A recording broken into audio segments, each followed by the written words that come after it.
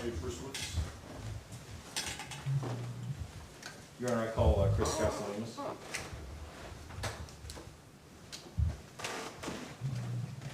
Please raise your right hand. Do you solemnly swear to speak the truth, the whole truth, and nothing but the truth, so help you God? I do. Thank you. Please take it.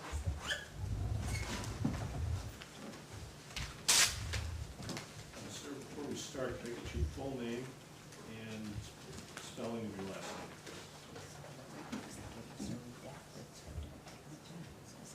Christopher Kaselemis, last name Kaselemis. Thank you, sir. Mr. McLaughlin? Mr. Kaselemis, you're the Economic Initiatives Program Director for the City of Tucson, is that correct?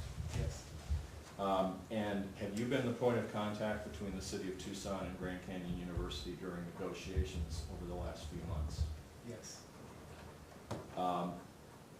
You're aware of Ms. Cruz's public records request and obviously of this lawsuit. yes I am. Are you familiar with the documents relating to the negotiations between the city and Grand Canyon University? Yes I am. Have you reviewed certain documents that the city is not releasing to Ms. Cruz? Yes I am.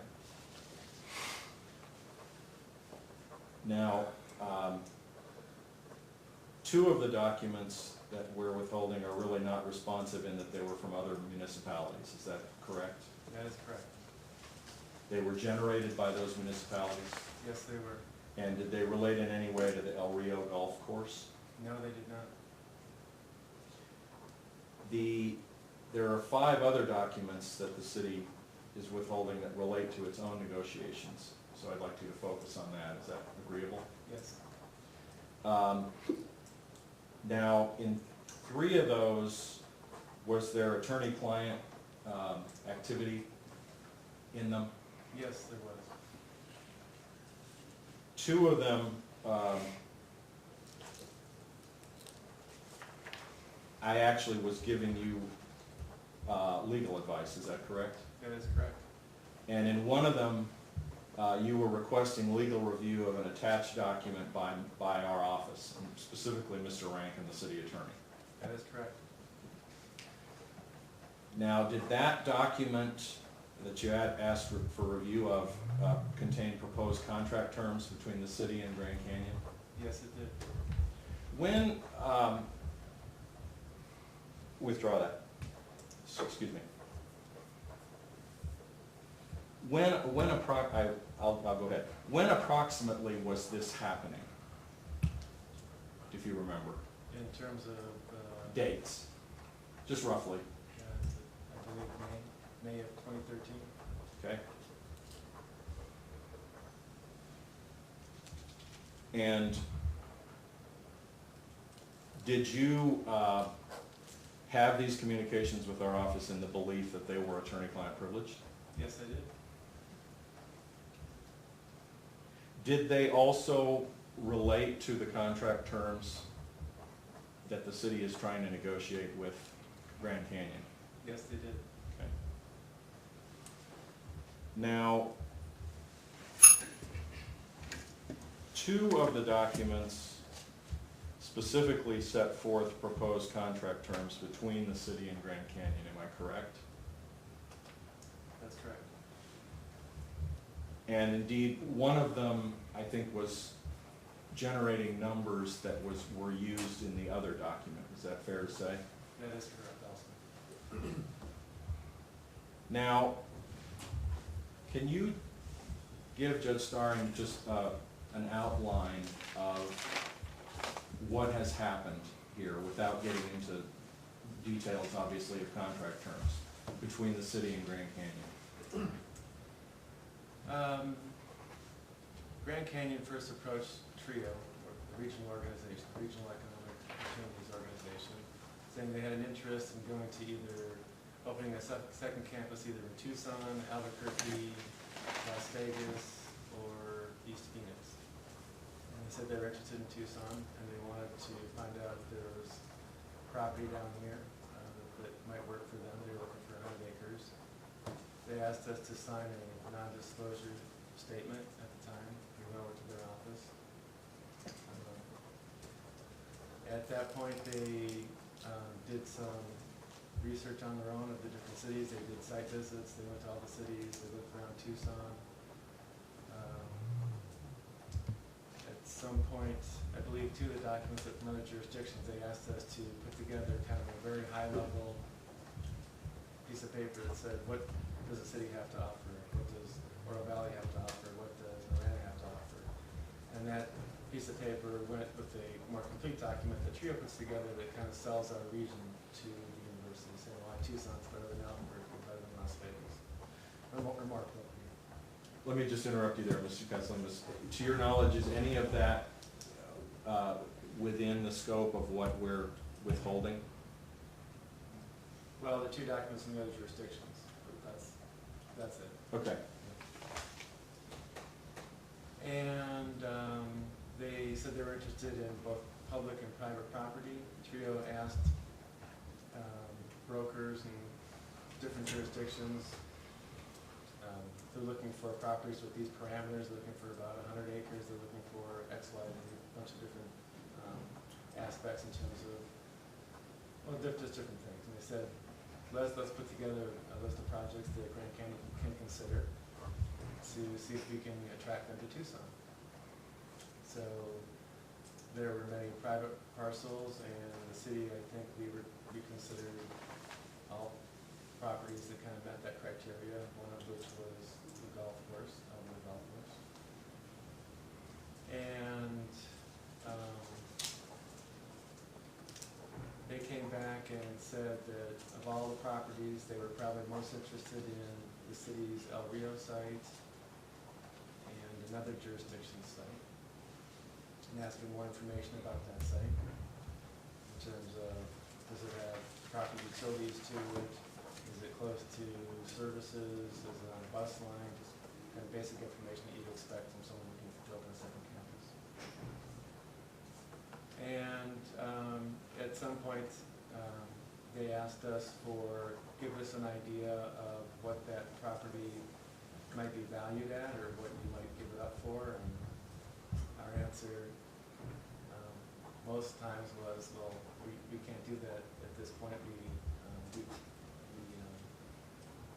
It's hard for us to value something, and we as staff can't negotiate. It's really up to the mayor and council and the city of Tucson. But they asked us for rough ideas of what that property might be worth. And Let me stop you for a moment. When you say that property, you're talking about El Rio. I'm sorry, yes, El Rio. Because at that point they were interested only in El Rio and a site in another jurisdiction. So they kept pushing us for, give us some idea of some value. You've told us why this property you think is valuable. You told us why Tucson's valuable. We need some idea of what how this property would be transferred to us. And we thought about different, what they were asking, what they were looking for in terms of a sale or a lease or what they might be interested in. And we went back and forth, trying to basically get them interested in Tucson primarily. And at some point we put down some contract terms that we had come up with, which were not from the mayor and council, they were from staff, just on behalf of the city, saying this property may have this value, and these are some terms that you can consider. Not any kind of firm offer or anything, but just kind of letting them know this kind of the value.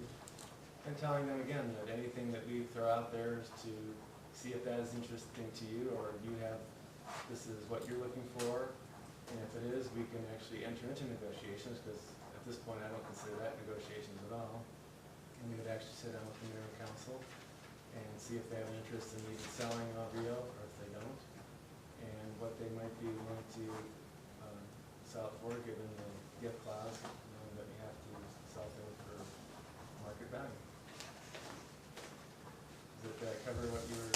Yes, and can we call that a second proposal as opposed to the first that went through TRIO with all the other jurisdictions? Yes, I would consider But it was a more specific city proposal. that. That's correct. Did that go through TRIO? No, that did not. That went directly from the city to Grand Canyon, is That's that correct. And if I'm understanding correctly, this would have been approximately early May. I believe that's correct.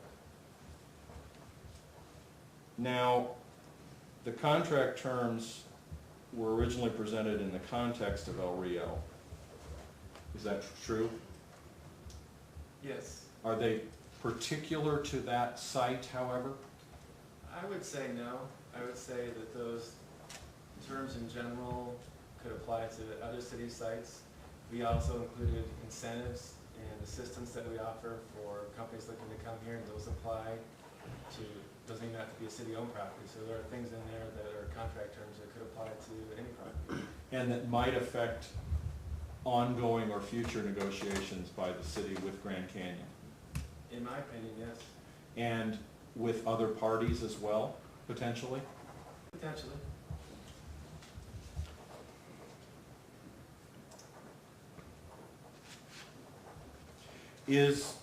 To your knowledge, is Grand Canyon still considering those proposed contract terms? As far as I know, they are. I don't believe for that particular site, the El Rio site. Right, that was my next question. They're still not considering the El Rio site. I don't believe they're considering the El Rio site, but as far as I know, they're still considering Tucson. Okay, so these terms are relevant. I believe they're relevant, yes. Do you believe that, well, let me ask you, do you believe their disclosure would be detrimental to the city in trying to negotiate? I do. And tell me why. Well, you know, whenever you have a company looking to locate their business, I mean, they want to make sure that they know what they're doing. One of the issues is they don't want public negotiations typically. They don't want, that's why when we went to Trio the first time, we had to sign a non-disclosure statement. That's very typical. If Chrysler's thinking of opening a plant here, they don't want, they're considering 50 other cities, they don't want every city to get out ahead of that discussion and their consideration until they get down more to finalists. At this point, the Grand Canyon, I told you they were considering four cities. They were considering numerous sites within those cities. For that information to get out that they're considering, 50 different sites is not helpful to them. It raises a lot of expectations. It gets in the newspapers, and people start speculating about things that in most cases aren't going to happen. They're probably going to end up with one site. So it just compromises the negotiations. There's a lot of press that happens at those times, and that can sometimes derail negotiations until they really settle on what they want to do. Might it also affect the city's ability to negotiate contracts with other persons in the future? With what? That would having terms released? Absolutely. I think we've already heard that by when things like this happen, when things get put in the public before they're finalized, before they're actually settled on a site, that compromises negotiations. Companies will not be interested in dealing with the city of Tucson if this is our standard practice. So and this is typical for every city across the country, you first need to get them interested in your region. You need to get them interested in your city. And then when you get down that road and they say, Tucson is decent, let's look at some sites. When you get down to a certain point, at that point, things can become public. But if things are public before that point, they have no interest in dealing with you. Companies don't want to deal in the public realm for every little aspect, especially when they're just considering different cities. It doesn't help them. And many times they have employees who may not know that the company is thinking of moving to a different location, and then it affects their families, and am I going to have to move? And they start raising questions internally. Things become very complicated for the company that's thinking of moving here. Okay. You had mentioned a non-disclosure agreement. Were you eventually released from that non-disclosure agreement? Yes, we were. And the city's withholding of documents at this point in time is not based on any non-disclosure agreement, is that right? No, it's not.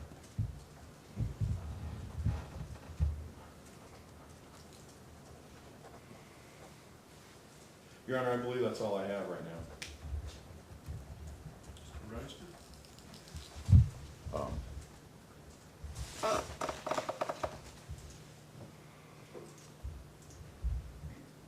just that last point, the non-disclosure agreement.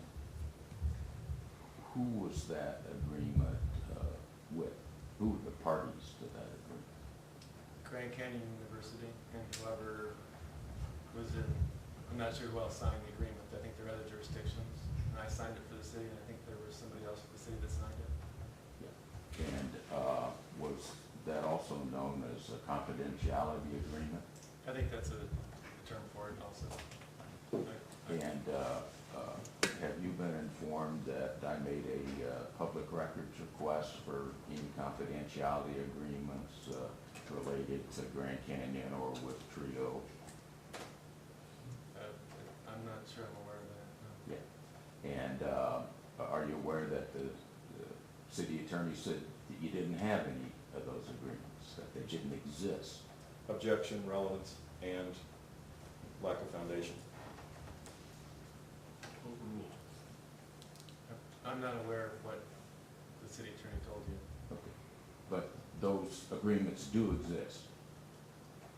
I did sign a non-disclosure agreement with Grand Canyon University. That's the question. The answer is yes. Yeah. And you said you, the city was released from that agreement? That's correct. Yeah. How did that occur? We were informed by Grand Canyon that we were released from that agreement.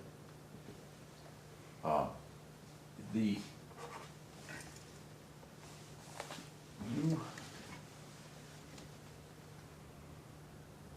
gave your job title at first. I'd like to go back to that. You're the Economic Initiative, what's your title? Program director?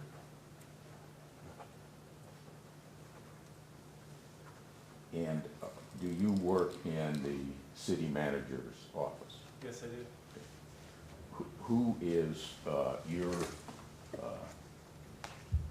is Richard Miranda your direct supervisor? Yes, he is.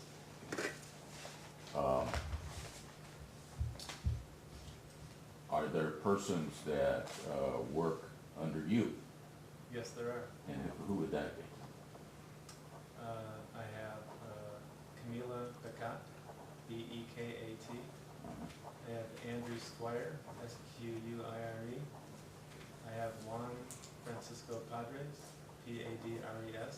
And I have Mike Chakowski, C-Z-E-C-H-O-W-S-K-I.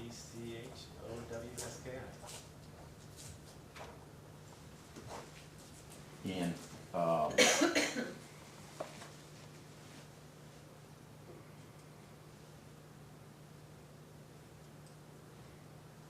when did you first become aware and get involved with the Grand Canyon University as a possible person interested in city property?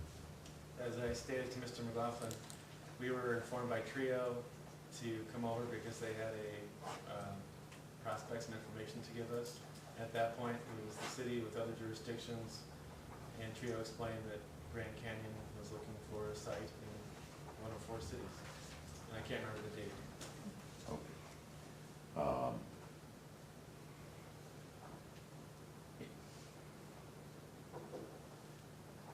And what were the other jurisdictions? I believe Oro Valley was there, town of Miranda was there, and the town of Sahuarita was there. And Pima County was also present.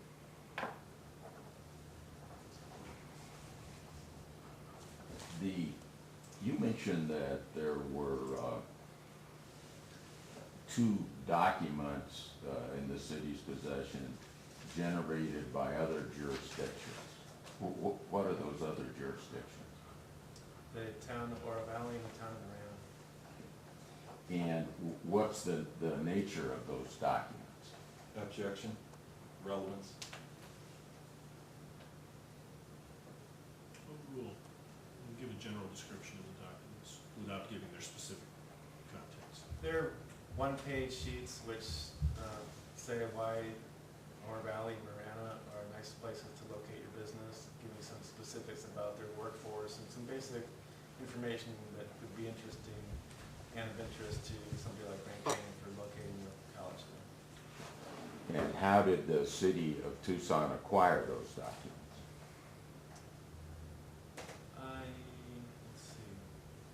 believe we got those through Trio. We did. We also had to put together a one-page sheet for Trio's initial proposal, and they gave us those as examples. You mentioned, I think, at some point that the city of Tucson is still negotiating with Grand Canyon University for another, is it a city-owned piece of property? We're not actively negotiating with Grand Canyon, but we do know that they're interested still in locating. They haven't announced a location for another campus yet, and from what I know, they're still considering Tucson. So I think the contract terms, which Mr. McLaughlin talked about, are still relevant, but we don't have an active negotiation for a specific site as of today.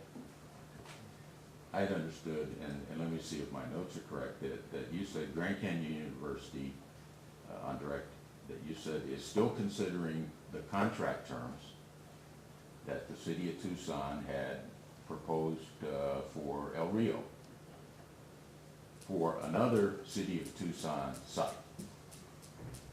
I believe the point was that those terms could apply to another site if Grand Canyon still chooses another site, or we put another site up for offer.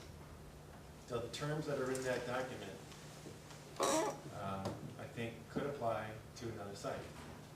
Okay. Now, just to back off a little, every contract that the city completes is a public document and is available to the public. Would you agree with that? I'm not an attorney, I can't answer that question. Okay. So, what is your background, your educational background?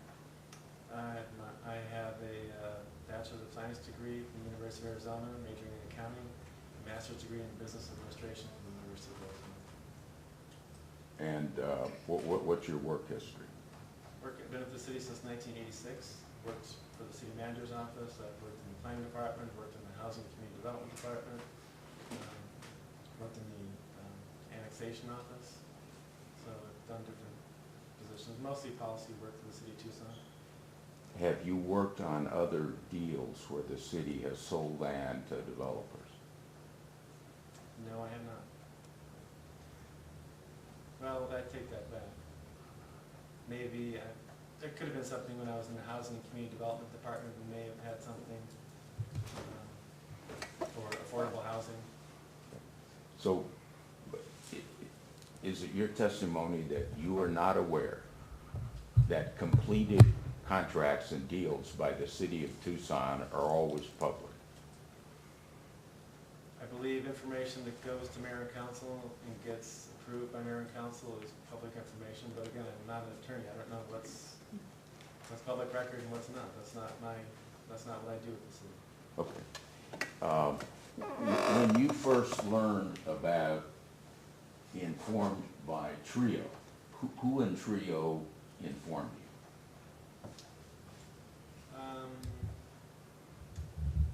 I'm not positive, but I usually hear from David Welsh. And he's the vice president of Trio? I believe he's the vice president. And did he inform you in writing or by other means? I can't recall exactly. Probably a phone call saying, maybe an email saying, come over at this time, or meeting with other jurisdictions to talk about prospect. Have you dealt with Trio on other potential deals with the city? Yes, I have. Okay. Are you familiar with the nature of Trio? Yes, I am. Okay. Do you know if Trio, well, in this case, was Grand Canyon University Trio's client? Objection, lack of foundation. How would he know, and what do you mean? I think Mr. Reisner asked if he knows. So I'll overrule the objection. It's asking the foundational aspect of your objection. So what typically happens is companies will hire a site selector, and those companies, the site selector will contact regional economic development agencies. And in this case, they contacted Trio to represent the Tucson region. So I don't know if there's a client relationship there at all. Well,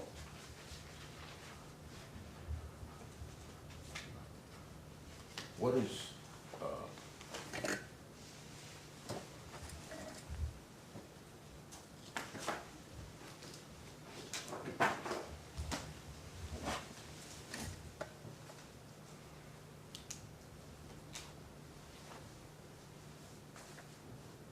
you are aware, are you not, that Trio is a private company?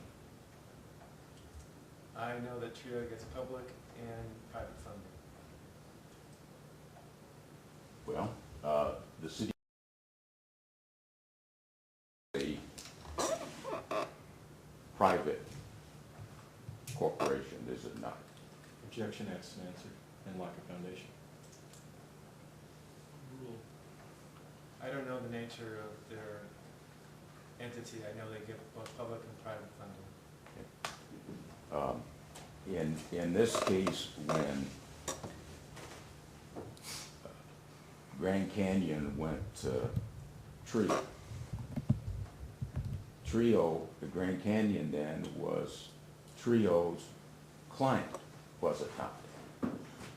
I'm not sure how you define client. It was a prospect that approached Trio saying, we're looking at this region, can you help us gather information about this region and potential properties? I'm not sure if that's a client relationship or not, that's all. Well, are you aware whether or not Grand Canyon pays a fee to Trio? I do not believe they pay a fee. And are you aware that Trio advertises itself as a one-stop shop for persons wanting to, let's say companies wanting to come into Tucson and get land?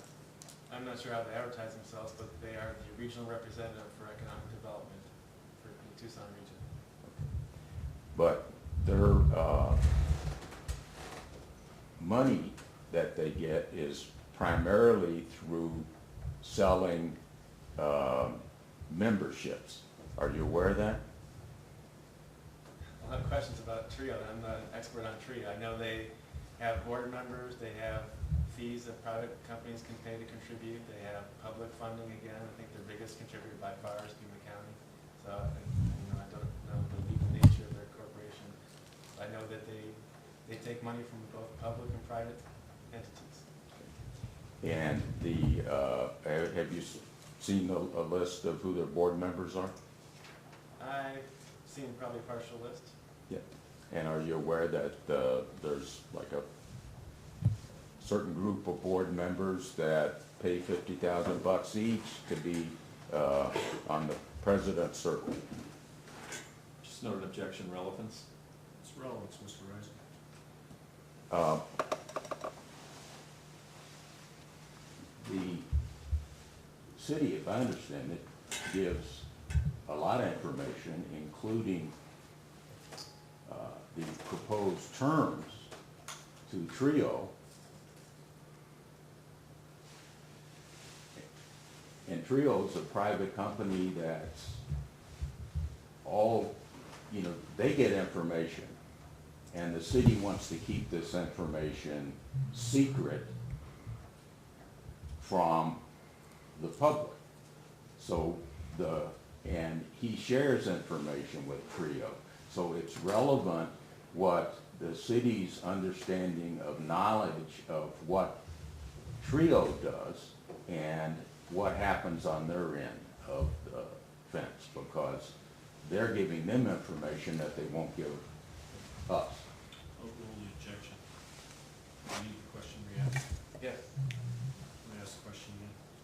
Mr. Reisner, I can have the court reporter read it back.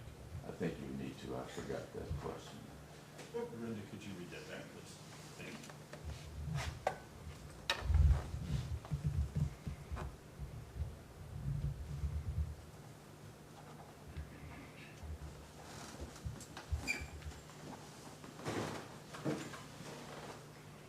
seen the list of, is that the one? Have we seen the list of the board members now? I think he answered that question, some lists, or a partial list. I think the question was dealt more with is was aware of board members contributing money, and I can't remember the specifics beyond that. Okay. Let's see.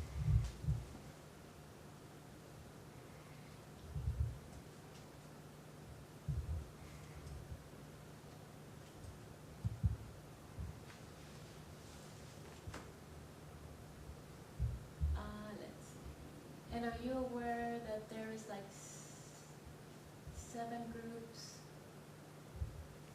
certain groups of board members that pay $50,000 each to be on the president?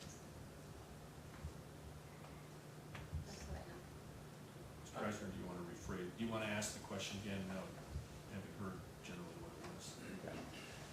Are you aware that Trio has what they call a president circle, and to be a member that, as a board member, you contribute at least $50,000? I'm aware that there are some organizations that contribute $50,000. I don't know if that gives them certain status or not.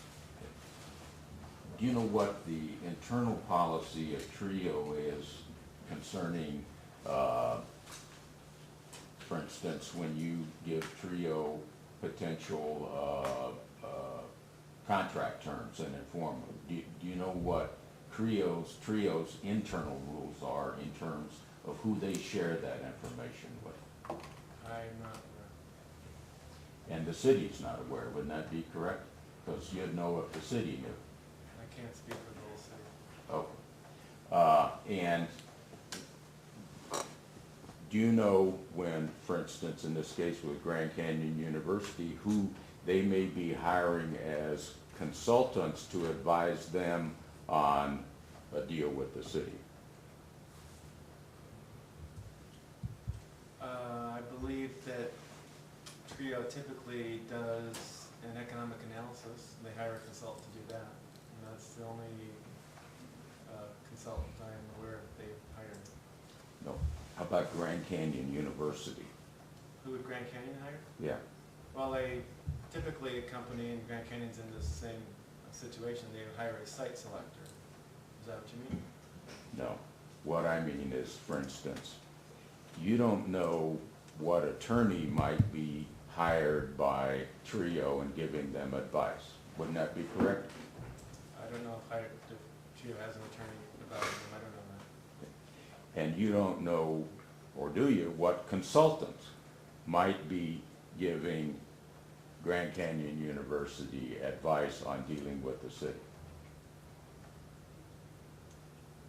Well, they've hired a site selector, and that organization was giving them advice. Yeah, but other consultants, you don't know who they may be hiring, correct? I don't know who they're hiring. Yeah. And you don't know whether any of those people are on Trio's board or contributors or part of Trio, correct? What people? Well, whoever may be advising Grand Canyon, you have no idea who those people are, other than the ones that have specifically contacted you. Yeah, I'm a little confused. I'm not sure what you're asking. What? I don't know who Grand Canyon hired. Grand Canyon probably has 500 consultants, 1,000 consultants. And could some of those people be board members of Trio? I guess that's a possibility. Is that what you're asking? Yeah.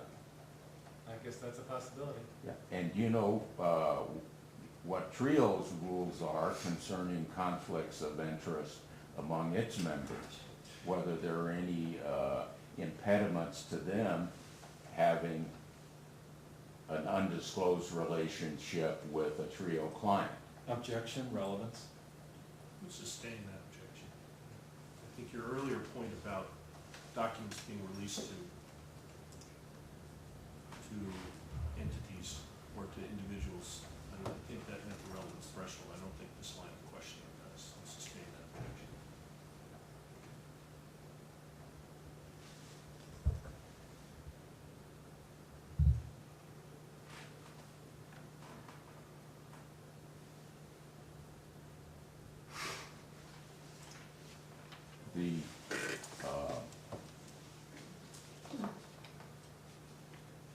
terms of proposed contract terms. The city's developed some proposed contract terms. Have you not? Yes, we have. Yeah. And has there been back and forth dialogue with Trio about those proposed contract terms? Objection, lack of foundation.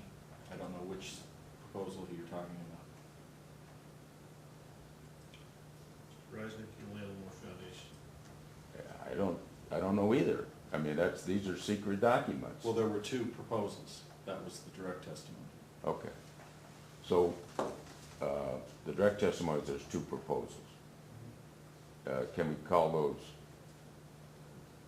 do you know, have a date or proposal one and two, or how do we? 1 and 2 is fine. First one, the second one. Okay. So what's the first proposal? What's that about? That's the one-page sheet where we didn't have any specific terms in it or any value at all. Now, this is one of the documents that is not being disclosed. Is that right? I'm not positive. I don't think it is. Is it? I don't know. I don't think so. As far as I know, it's been disclosed. Yeah. I don't. Okay, so then do your best at describing precisely what that document is that your attorney says has been disclosed. So this was the one-page sheet, which is similar to what the town of Oro Valley and the town of Miranda put together, which sells Tucson, talks about what we have to offer, and I can't remember if that had a specific site mentioned or not. I can't remember exactly what the details about. And were there any anything in there relating to contract terms? I do not believe so. Okay. So then what is the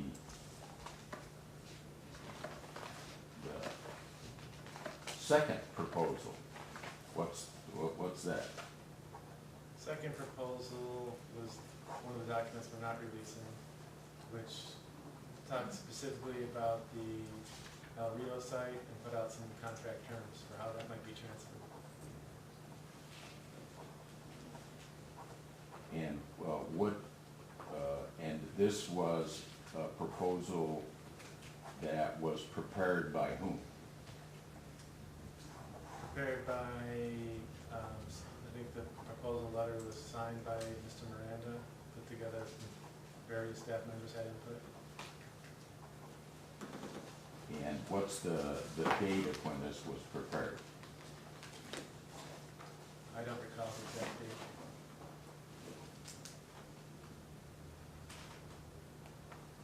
Can you recall at what point in the process to assist in getting a fix if you can't recall the date? It was, I believe it was the last official, it was the last piece of information, formal communication we had with Grand Canyon.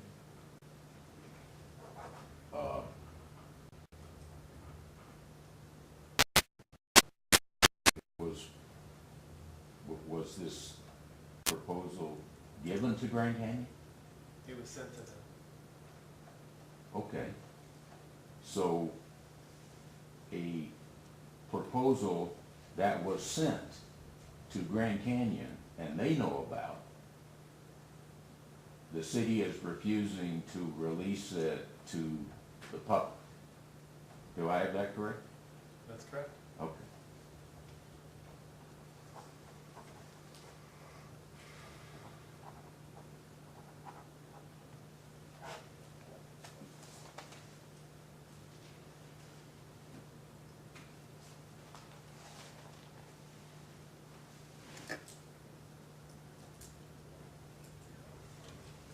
Does,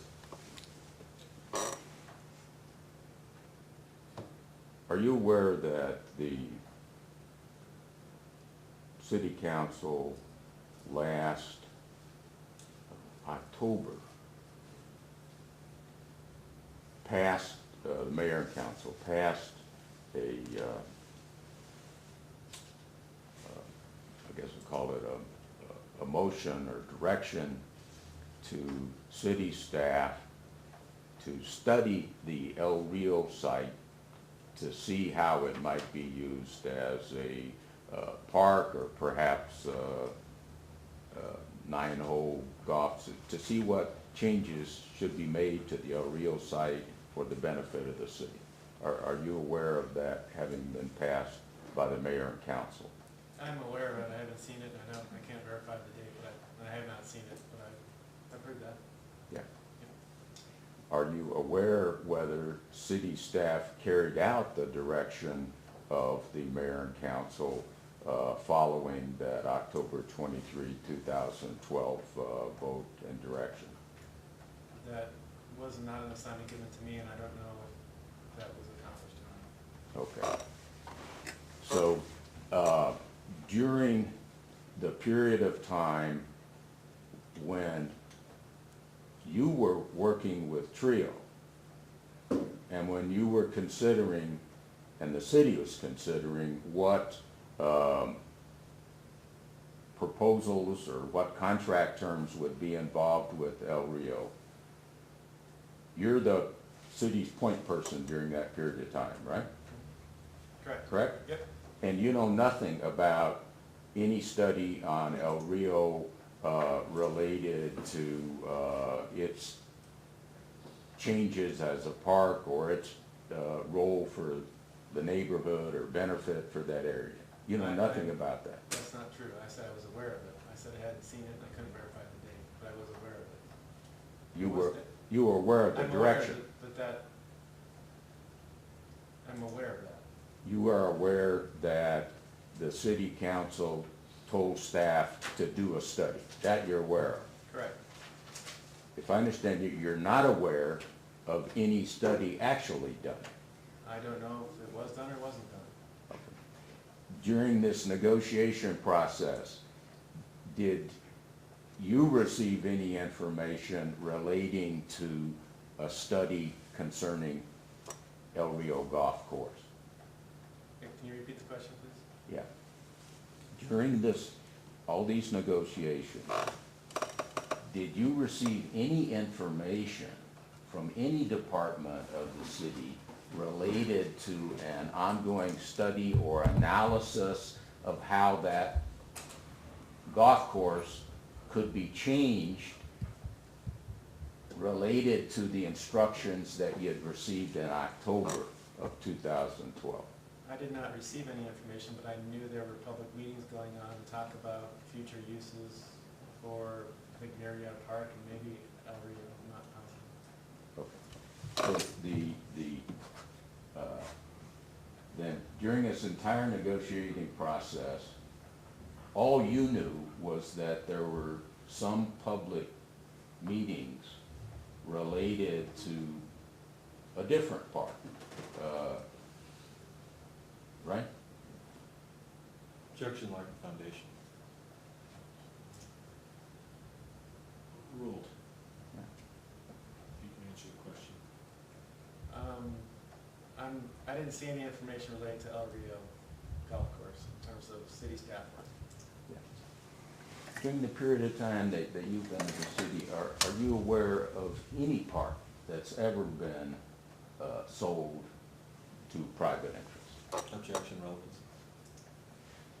Overruled.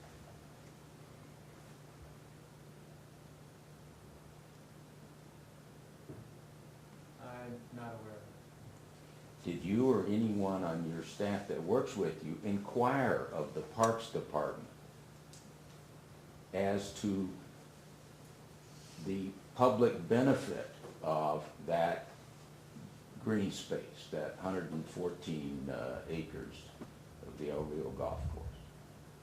it. Are you asking if I asked, or my staff asked the Parks Department whether that has a value? Yes. did not have to ask that question. I know it has a value. Okay. What's the value of that part, Objection, of the golf course? objection. I need clarification on what you mean by value. Mr. Reisner? I think the question, I'll sustain an objection. The question is stated. The term value could mean many different things. So Yeah. we should go ahead and just Sure. more specific. No, absolutely. You said, if I wrote this down right, that you know that a real golf course has a value, right? That's true. Yep. Yeah. What do you mean by that? Tell me what the values are of that. Tell me what you mean by that. Public open green space has a value to the public. That's what I was getting at.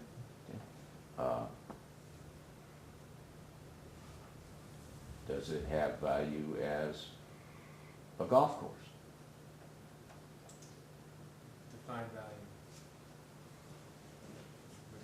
You know, well, I mean, people that play golf Sure. would value it, I guess. yeah, no, these are good points.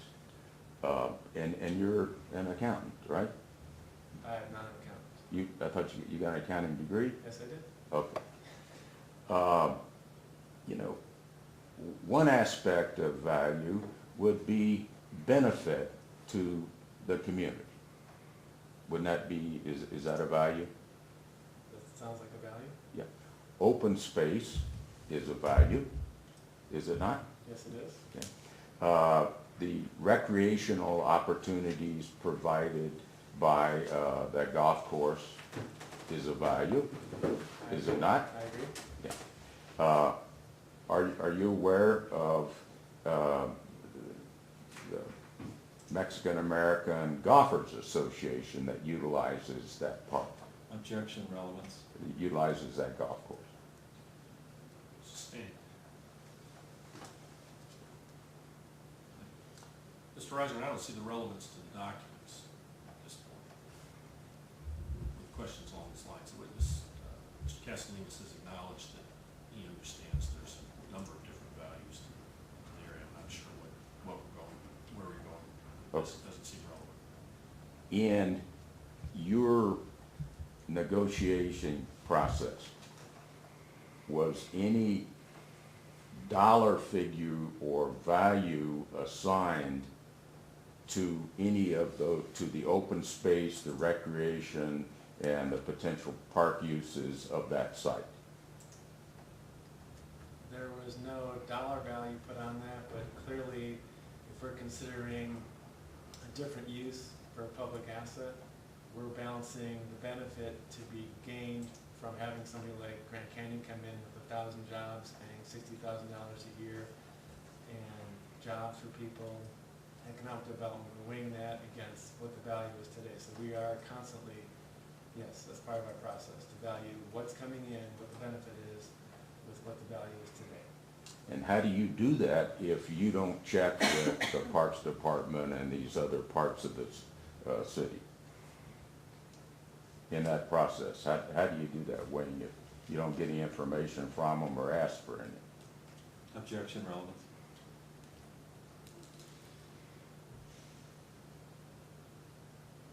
Overrule.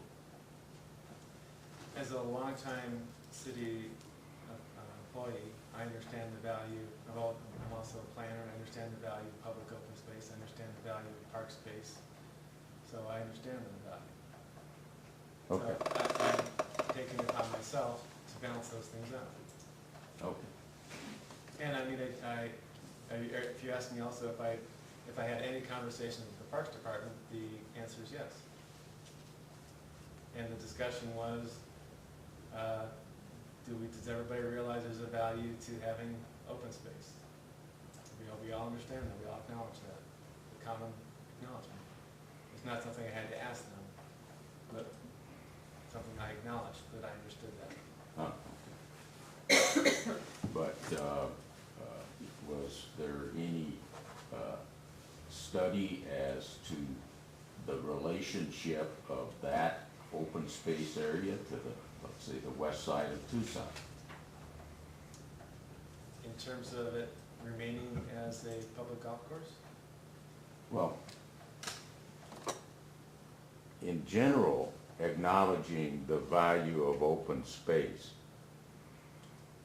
is a little bit different from looking at specific areas of open space and understanding why that area of open space has special values. I don't, what's the question? I don't understand what the question is. Well, I think what my question was, you had talked about that in these meetings, you all nodded your heads and acknowledged the value of open space. Correct. Was there any discussion about the open space in that part of the community and the value of open space in that location? That was part of the acknowledgement.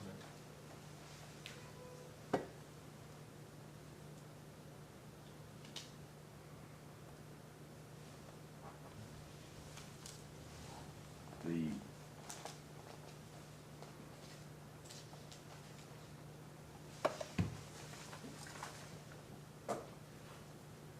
if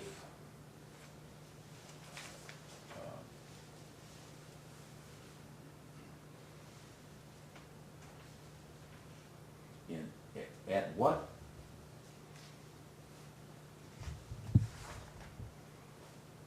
was the city ever negotiating with Grand Canyon?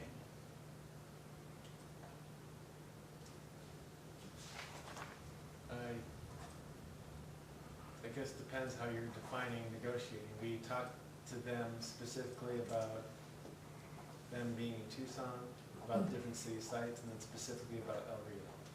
And we put out contract terms for the transfer of El Rio to their organization at a staff level.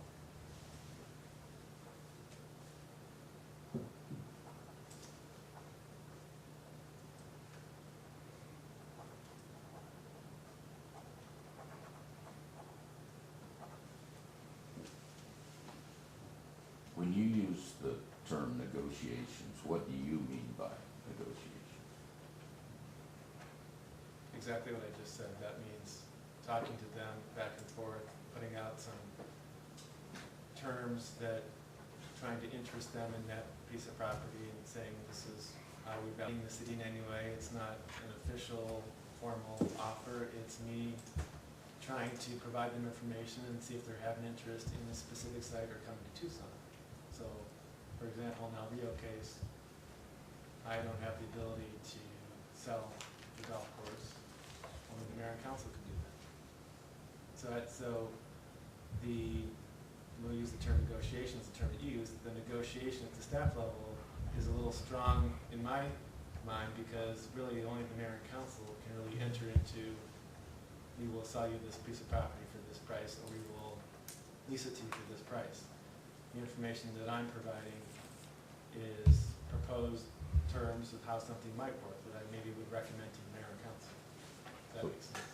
So your activities prior to going to the mayor and council really isn't negotiating. Objection. Wouldn't you agree? That's Mr. McLaughlin? objection, mischaracterizing the witness's testimony. Well, do you think you were negotiating with Grand Canyon University without mayor and council approval? I believe I was trying to interest them in the property by putting out terms, contract terms, which I felt at some point we could recommend to mayor and council. So it was, I don't know. So I mean, there was some back and forth. So if you want to characterize that as negotiation. Well, did the mayor and council ever tell you that they were interested in, as a staff person, in selling El Rio? Did the mayor and council, Yeah. as an elected body with a majority vote, direct me that? Yeah, The answer is no. okay. So how could you negotiate the sale of a city golf course when the mayor and council had never said that they wanted to sell it. But that was my point, that I don't have the ability to sell a piece of property. I can get the client or the prospect interested in a piece of city property, at which point I would say to mayor and council, we have a prospect who is interested in a piece of property. Here are some proposed terms. What do you think of those terms? At that point, mayor and council would say, we don't want to sell the property. We do want to sell the property. We want to get more information. We want to change those terms. We want to do a lot of different things. So it depends, again, how you characterize negotiation. But every conversation I have with a client can be considered negotiation. I'm telling them why Tucson is a good place, why these properties are a good place, what we have in terms of incentive and assistance that we offer to different prospects. So I can't, there would be no way for me to go from prospect to mayor and council without having some kind of conversations with those companies. That's my job. So your view is that every conversation you have is negotiating? Is that what you said? But no. No? I thought you just said that. There are conversations where I would be talking to them for different items, different terms, and some of that could be considered negotiation. Again, and in my mind, the true negotiation happens at the mayor and council level. So I'm talking to them, I guess you can call it preliminary negotiations, maybe is the term I would use. So I'm talking to them, I'm trying to get them interested in city property or other properties to locate within the city of Tucson limits. And that could be a pre-negotiation. And then when I get to mayor and council, they're agreeing to that, or they're asking for different terms, or they're not agreeing to that. That's, in my mind, that's the official negotiation. So did the mayor and council ever tell you to negotiate terms with Grand Canyon University? No, they did not. So no negotiations have occurred Objection. with Grand Canyon University and the city of Tucson for sale or lease of El Rio. Is that true? Objection. That's not what the witness said.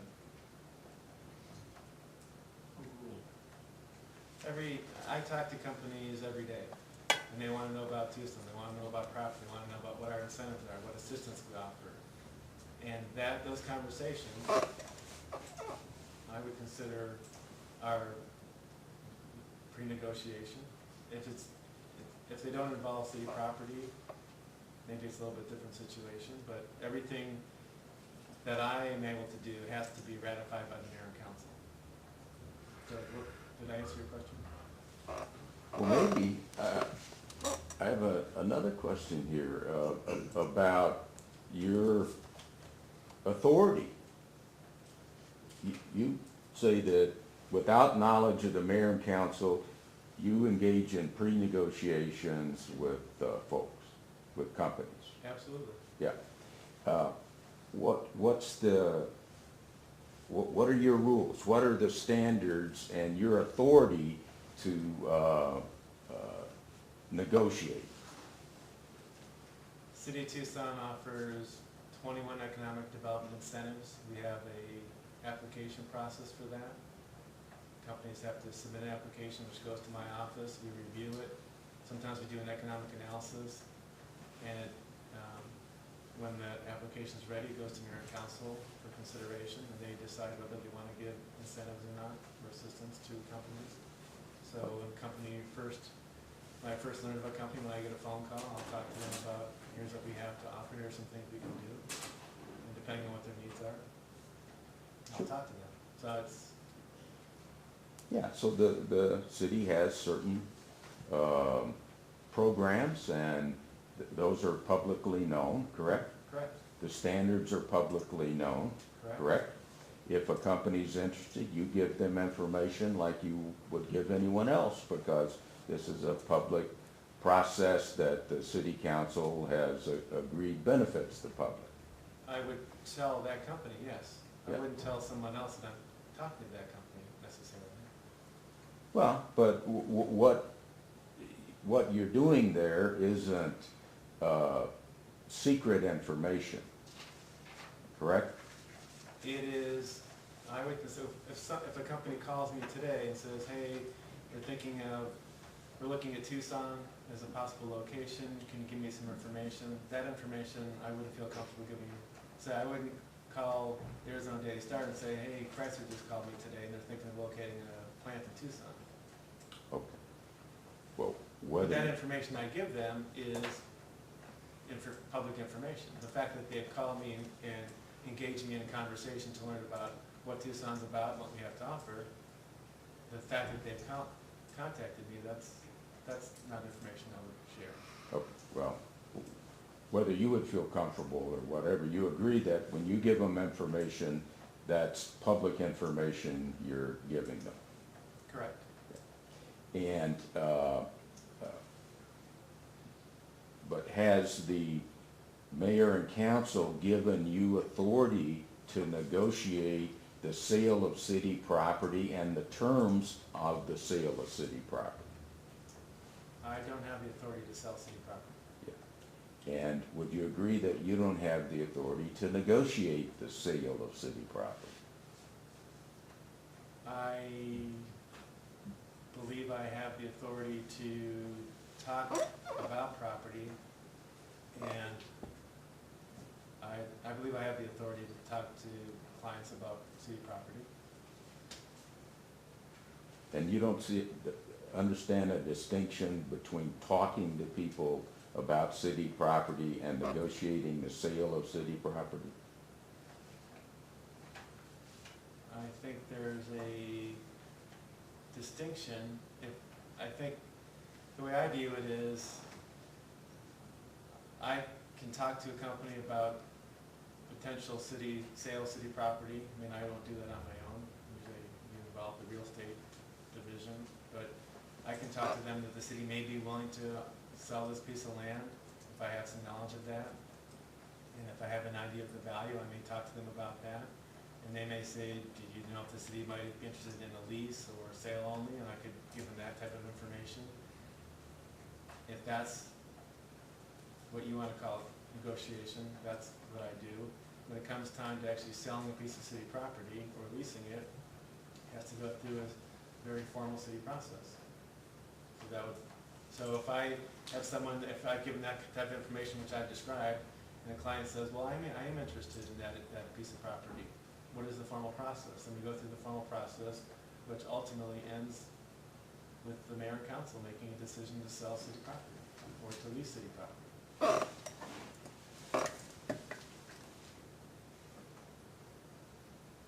Do I understand that someone can just come to you and say, hey, I'm interested in some city property, and you'd say, yeah, we got stuff to sell?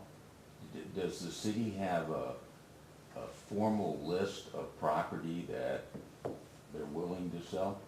Yes, we do. Okay. And tell me about that list. What is that? It's a list of city properties that we're offering to sell. Okay. Is El Rio Golf Course on that list? I don't believe it is. Okay. So, how did it, was it ever offered?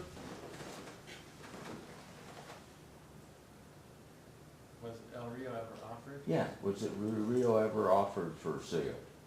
It was a piece of property that city staff put out there along with other city properties to say, here's some city-owned properties. Do any of these meet your needs? Okay. But I thought you said that the city had a list of properties that they were willing to sell or for sale. These are probably surplus city property, Correct, that's correct. right? The city has that list. Yes, we do. Okay. So Grand Canyon University comes in and says, hey, we're looking for a big piece of property, and El Rio's not on the list, right? That's right. Yeah.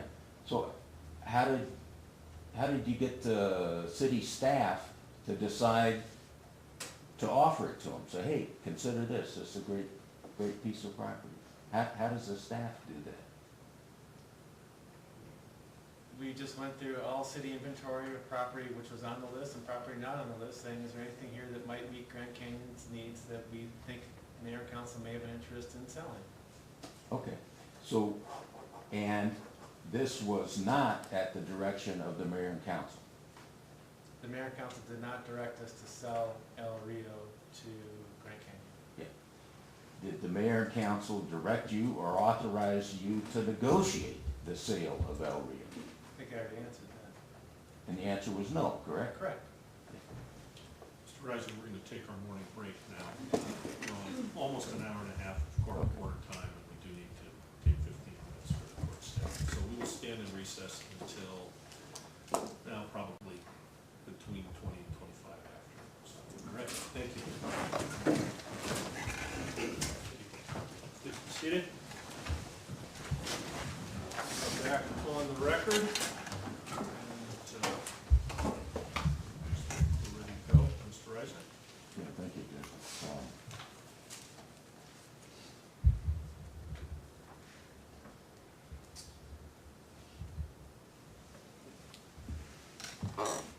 The proposed terms that you developed and the proposed conditions, does Grand Canyon University, I think you said they know what the staff's proposal was? Yes, we sent it to them.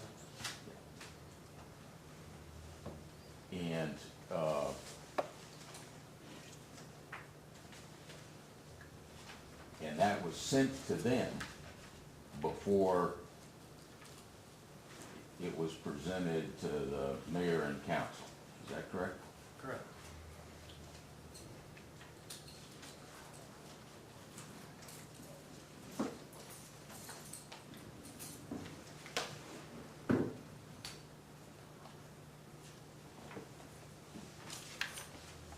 So explain to me what,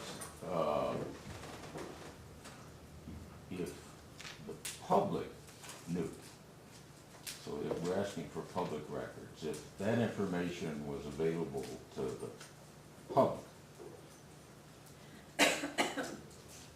how would that compromise negotiations with Grand Canyon University?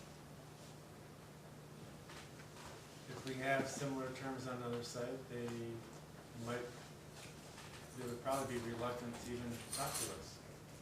I mean, I think I explained earlier, when we deal with companies looking to come here, they are reluctant to have public negotiations. And we can do that. I mean, the city does not have the ability, which we explained to them, we explained to Grand Canyon, as we do other companies, we can talk to you about different terms and things, but eventually things need to go to the mayor and council. There's nothing to prevent Grand Canyon from giving what you gave to them to anybody, is there? Not that I'm aware of. I don't know. If that's a legal question. I don't know. I mean, it's one of their buddies and, you know, the Rocky Mountain College calls up, says, hey, we're thinking about going into Tucson. How was your negotiation? They could tell them, right? I assume they probably could. Yeah. And then the city is not currently negotiating any city-owned property with Grand Canyon, correct? That's correct. Correct. Okay, so the city's not negotiating with Grand Canyon. Grand Canyon can tell anyone else, this stuff was never approved by mayor and council, so what's the harm to the city that would that would significantly impair the city's ability to sell its property in the future? Answer that question. The terms that are in there, I think, are they could compromise our negotiations. They could. With whom? With any prospect, or with Grand Canyon. Well,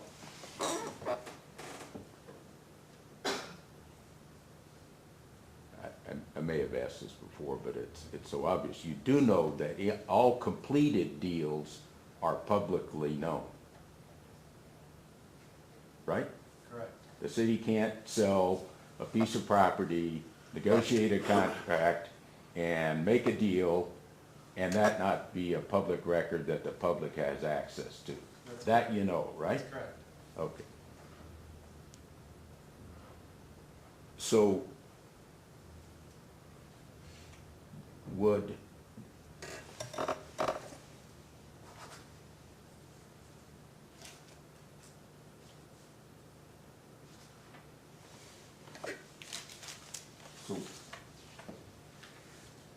what aspect of this,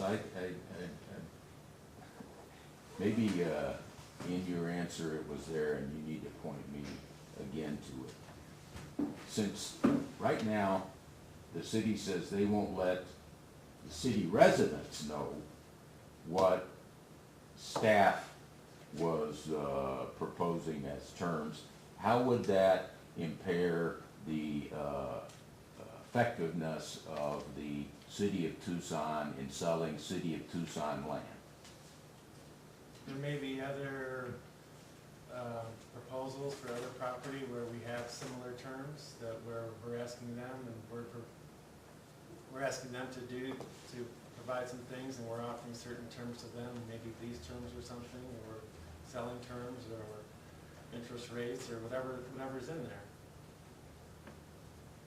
And that could impact our ability to negotiate.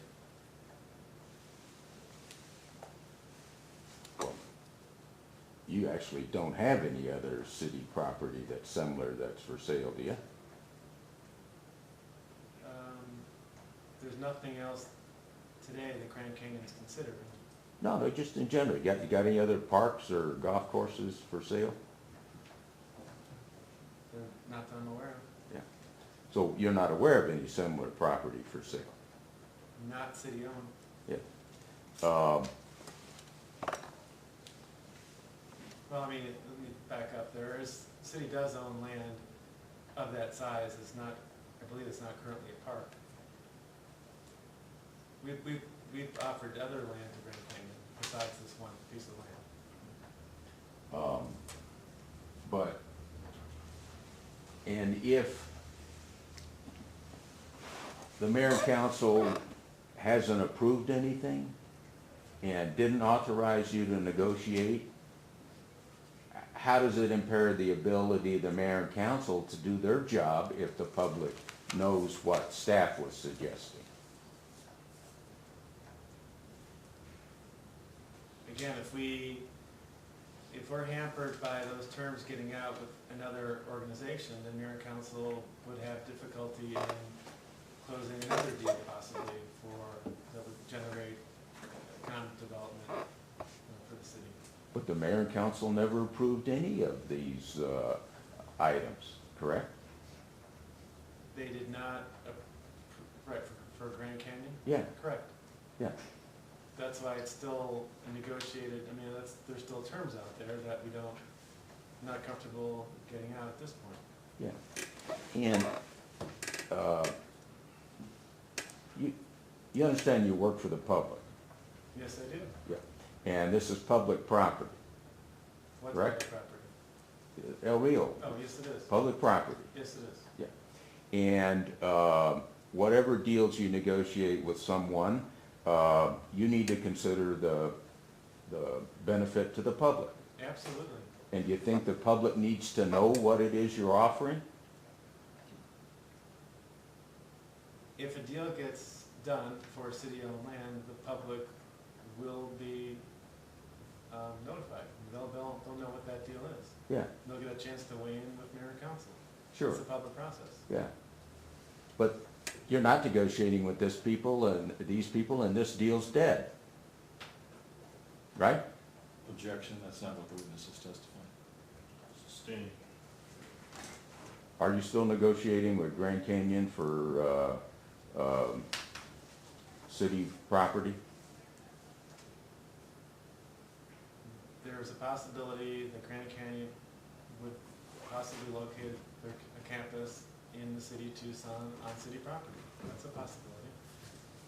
Well, are there, sure, are there current negotiations involving Grand Canyon and city property? They are looking at both public and private property in the Tucson region as of today. Yeah, okay. So, let's say, for instance, that what you were offering them for El Rio, you were giving away the store. It's, they're outrageous things that the public wouldn't like. Isn't that sort of feedback valuable to the city to know the attitudes of the public concerning its activities? I would say so. Yeah. So if the public knew what the proposals were here, in what way would it impair significantly the city from being able to carry out its functions? I don't know how the first part of that question relates to the second part. How does the, Well, maybe rephrase it, because I'm not sure I understand what you're asking. I'm trying to find out, one of the duties of the city is to examine its properties and determine what's surplus, correct? Correct? And then the city would go through some sort of process in selling whatever property the city wants to sell. Correct. Right? So let's say that that's the function of the city, is to analyze its properties, to examine the public interest and determine for a specific property how it's gonna sell.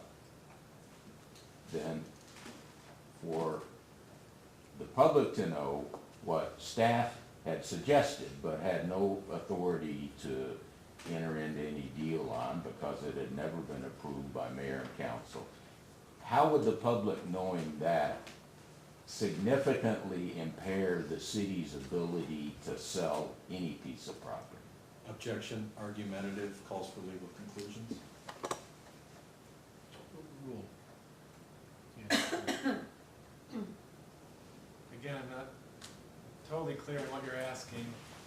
The terms that are in the letter are terms that we may want to use, offer again for another piece of city-owned property with Grand Canyon. Okay.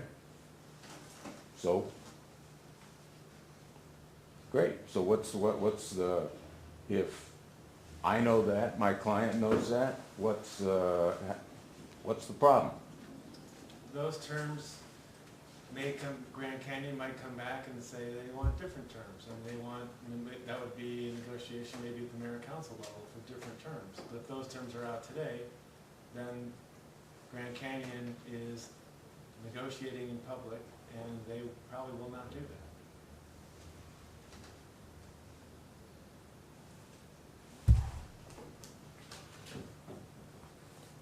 And no company would do that. It's kind of the basis of economic development, where you're trying to get a company to locate here, and most times it does not involve city property, but they're talking about different deal points, and they're talking about what it will take to get them to come here. And they are not comfortable in having those conversations public when they're still kind of thinking about what they want to come here and what kind of terms those deals may include. Mhm. Think the public's comfortable having you staff negotiate in secret and never tell them? Objection, argumentative. Sustained. Has Grand Canyon University told you that, that they're not gonna negotiate if the public knows, what you, staff wanted to offer? They've indicated to me on several occasions that they were uncomfortable with information getting out to the public while they were still considering other cities, other jurisdictions. They were uncomfortable with That was before this deal's off the table? that. This was, yes.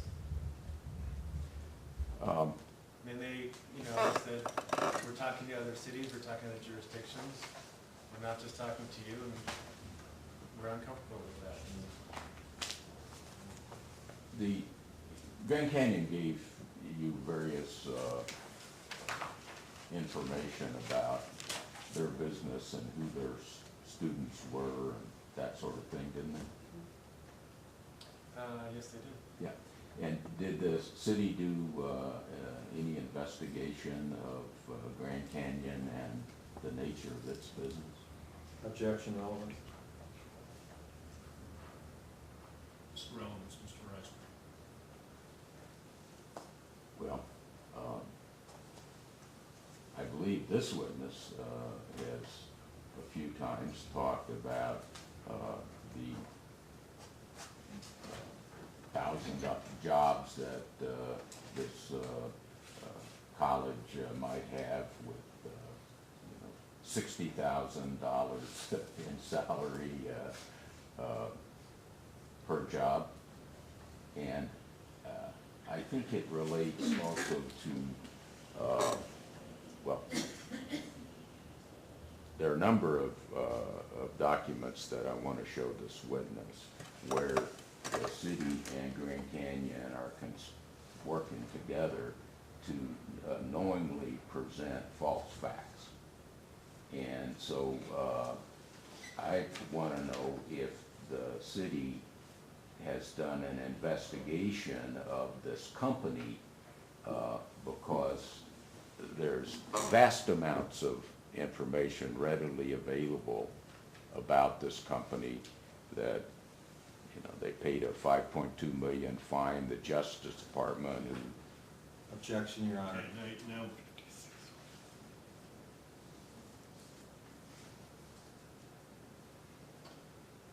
we'll overrule the objection to allow you to ask the question whether the company was investigated by the city. I think that has some relevance to the balancing that's going on earlier, but I'm not,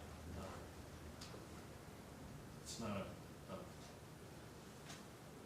blanket license to spend the afternoon exploring Grand Canyon. I have real questions about whether that's relevant to the question of whether the document should. Go ahead, I'll overrule the objection on that question. So my staff and I do research companies that are indicating a desire to come here, and we did do research on Grand Canyon, yes. Okay. Did you look at the report prepared by in July of 2012, the Committee on Health, Education, Labor, and Pensions of the United States Senate published a report dealing with for-profit higher education? I'm aware of that report. Okay. And are you aware that there was an entire section dealing with Grand Canyon? I'm not aware of that. And that the section dealing with Grand Canyon analyzed the how many students they had, cost of education, how many were online, part-time, full-time, that sort of thing. I understand that's the nature of the whole report.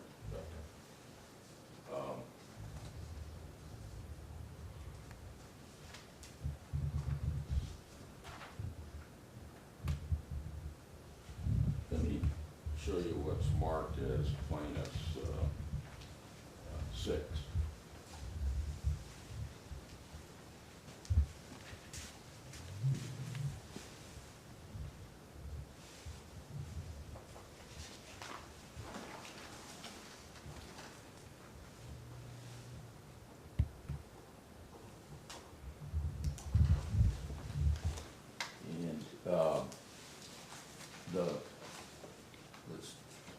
city of Tucson paid for a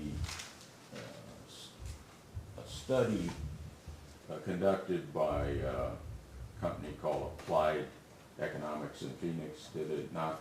Yes, we did. And in Exhibit 6,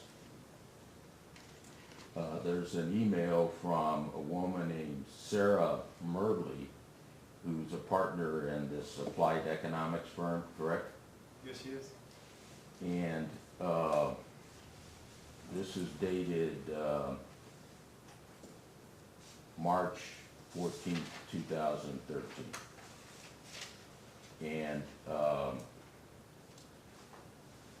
she's informing you that at the Phoenix campus of Grand Canyon University, 90% of the students are part-time, according to data that she has and that they will use she wants to use in the economic analysis, correct? That's correct. Yeah. And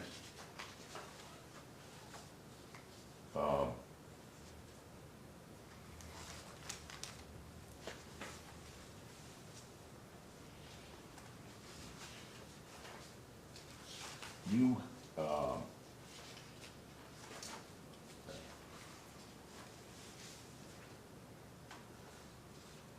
did you ask her to change the number of full-time versus part-time students? When we first asked her to do the analysis, she said to me, do you know what percent of the students are going to be part-time versus full-time? And I said, no, I haven't asked them that. And then as you see in the email, she says, well, I'm going to assume 90% are part-time. At which point I said, that seems like an awfully high number to me. That I'm not an expert in this, but it seems like that's an awfully high number. And then I told her I would check into that, and I believe I called or emailed Grand Canyon directly and asked them if that was an accurate number, and the response was, no, it's not accurate. There are actually more full-time students. And that's the information that I then relayed to her, saying, here's the real number from Grand Canyon, it's more like 80% full-time. And then I asked her to revise the analysis to reflect a more accurate number. Well, And just as some background, we have this company and other companies do economic analyses for us often, and we go back and forth and we verify that the information, the assumptions that they're using are accurate, so that the results and the impact that they're asserting is as accurate as possible. So many times we go back and forth. Sometimes she or somebody from her company will say, do you know what percentage of this development is going to be retail versus office or different things? And sometimes I'll say, I don't know, plug in 50% today, I'll do some research, I'll get back to you with a more accurate number. And I give her a more accurate number, go back to her and say, the developer's telling me is X, let's put that in the analysis. To make sure her assumptions are good, so the result is as close as going to be accurate. okay. So she's telling you that she has data from IPEDX. Do you know what that is? I'm sure she told me, and I don't recall what it stands for. Okay. So she had independently determined that 90% of the students were part-time. In the absence of specific information about the development, she goes by any data she can get, national data, study data. So she plugged in this number because I did not have an accurate number for her at this time. And then the number that you then gave her later, she used in the May 3rd, that she adjusted the student mix from 10% full-time to 80% full-time. Based on direct correspondence with Grand Canyon, you'll see that in the same day, earlier in the day, from Brian Roberts, who's the general counsel and one of the key guys at Grand Canyon, saying, Chris, in response to your voicemail this morning, we estimate that 80% of the students will be full-time and 20% part-time. So that's direct information from them, which I then immediately transferred to Sarah, saying, here's better information from Grand Canyon, so you don't have to use the number that you plugged in. Okay, so, you did no independent checking, and that's what Grand Canyon told you, and that's what you told her to put in. Absolutely right. And she said that that really changes the numbers big time. It sure did. And, in that same email, you told her that 45% of students would live in dorms. Objection, relevance? Did you not? Rule.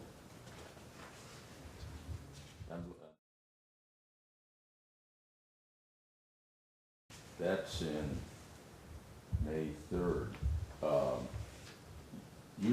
I take it when you're dealing with companies, you've talked about how publicity is something that sometimes they like or don't like. Mostly don't like. Mostly don't like. Yeah. And so then when there would be articles in the Arizona Daily Star, our only daily local paper, big paper, that you would follow that when it's part of a deal you're working on, wouldn't you? Yes, I would. Let me show you, here's an article from February 23, 2013, the Daily Star, and it quotes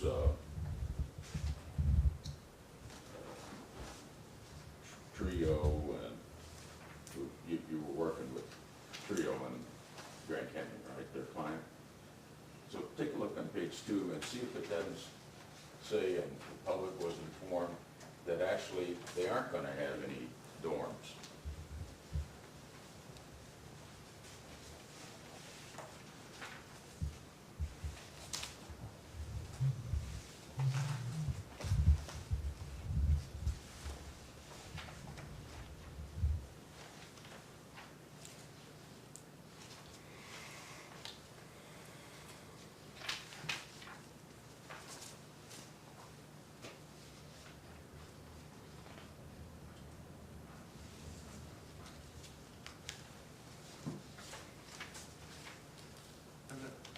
I'm not sure who this highlighted sentence is attributed to. I'm not sure who this highlighted sentence is attributed to.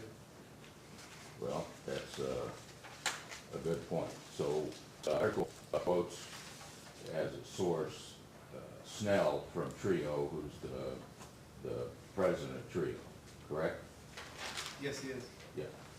And so you're saying that in the article that relies on him as a source, it contains a statement that they're not going to have any dorms initially, but you're unsure who she credits that to, right? I'm unsure. I mean, I can tell you that Grand Canyon, I believe, did tell us that they were not going to have dorms initially. And after spending more time in Tucson, talking to high schools, talking to churches, talking to other various groups, they felt that demand was going to be much higher for a campus here than what they initially thought. And they actually felt that it'd be beneficial to them to have dormitories moved up earlier than instead of waiting for later years. And your economic analysis has them with 840,000 square feet of. Okay. Yeah. How did you determine that it would come up with a figure that they would have 840,000 feet of dormitory space? That's information from Grand Canyon. And the payroll figure that you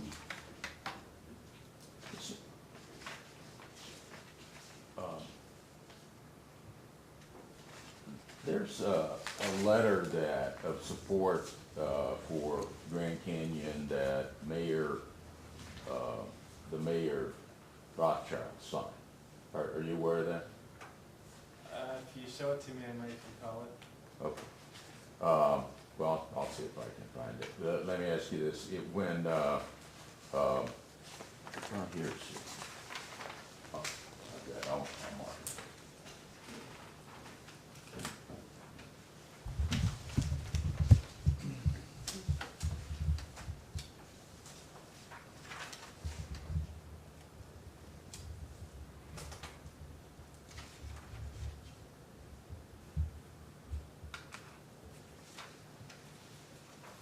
I'll show you what's marked as Exhibit 7.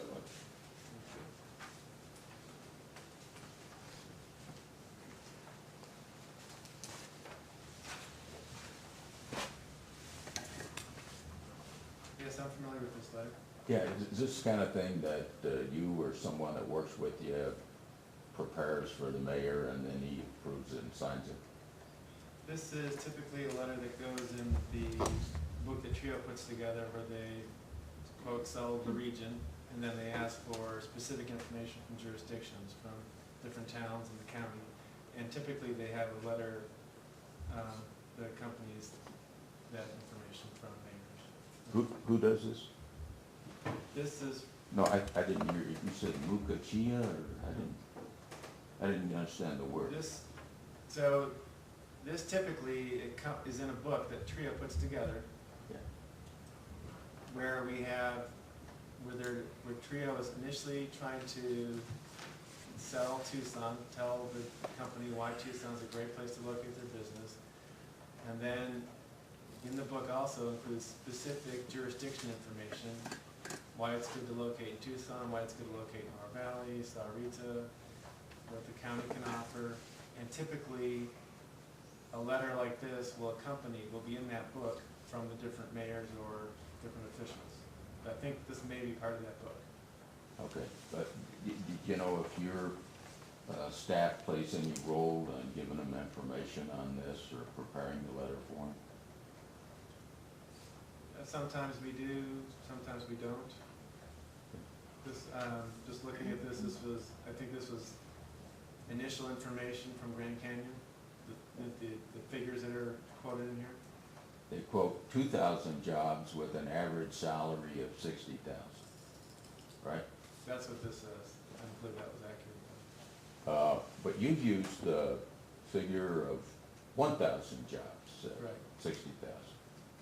So did you do any analysis of how many jobs would actually be involved and what the pay would be? This information came from the document that Grand Canyon provided to us when they did their request for proposals or whatever they called it.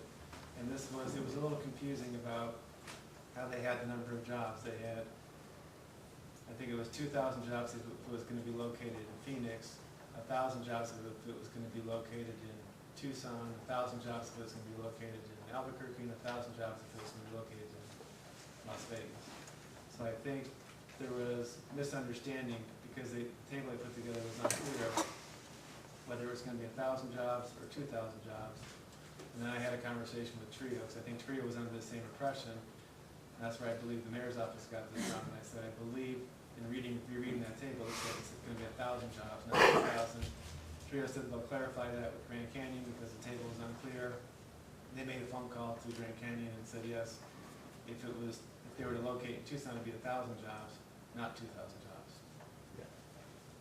Did, at any point in this process, did the city do any independent examination of how many jobs might be involved? Objection, relevance. What's the relevance to this? Well,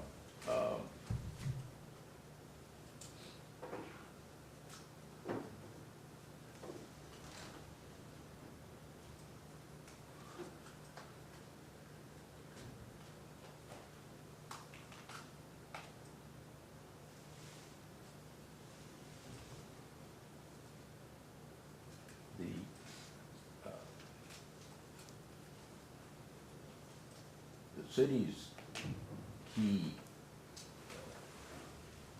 defense in this case is that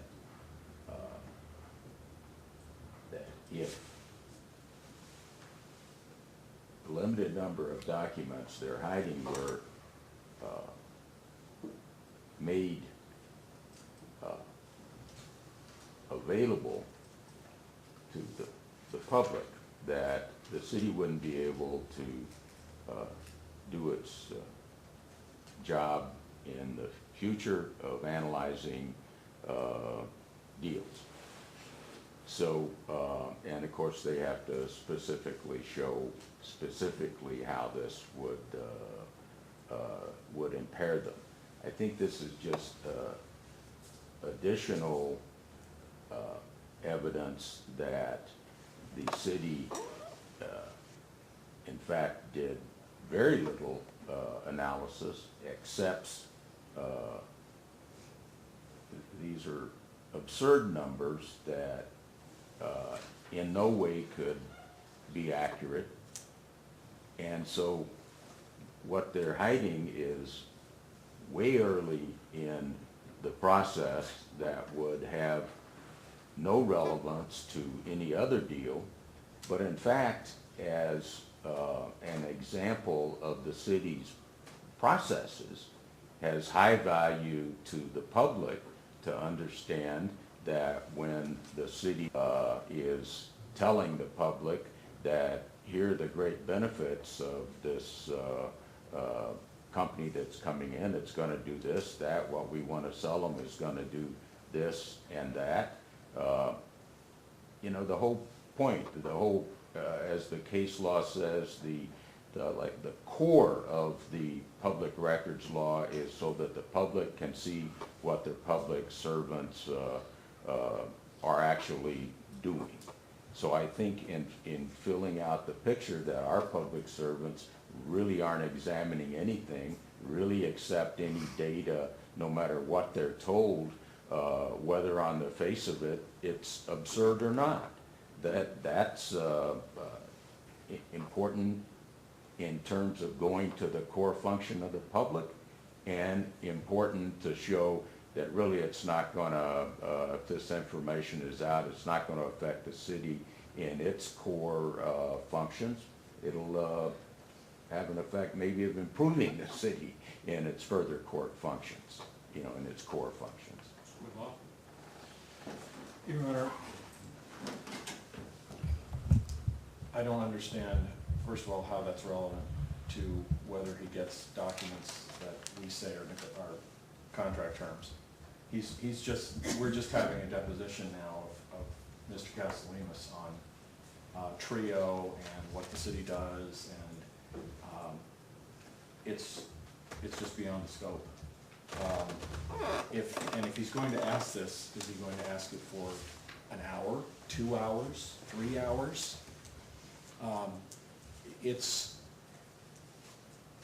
The issue is very clear. There's two documents. It's whether he gets those documents, whether it's in the best interest of the city that they be kept confidential. And his questions should go to that, and these do not go to that. Sustained relevance objection to that question. We're also at the lunch break. We'll stand in recess until 1:30. Thank you. 1:30.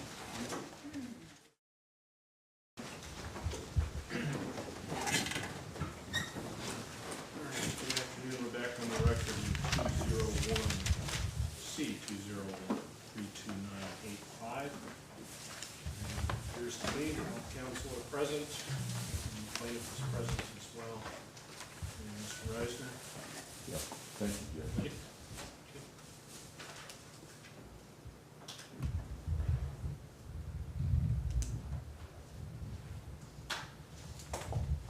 Did you get an appraisal from the Hector Martinez or someone on behalf of the city of El Rio? I did not get a full appraisal. I got, I think something that Hector was calling it, appraisal consultation or something like that. We did have outside appraisers look at the value of the property.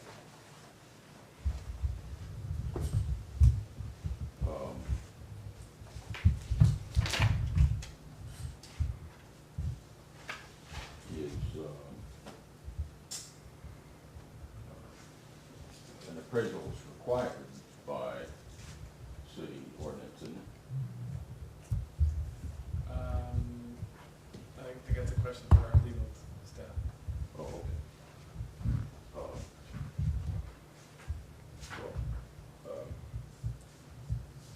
My understanding is typically we do an appraisal, but it's not required in every circumstance. Oh, But I could be wrong. well, in your job, you need to know what the rules are on selling real estate. I work very closely with the city attorney's office, and I ask questions all the time, so they advise me. So if it gets to something like that, they tell me what I need to do legally. Okay. Did anyone tell you that you have to have an appraisal? I think there was a discussion about it, but I don't remember the resolution.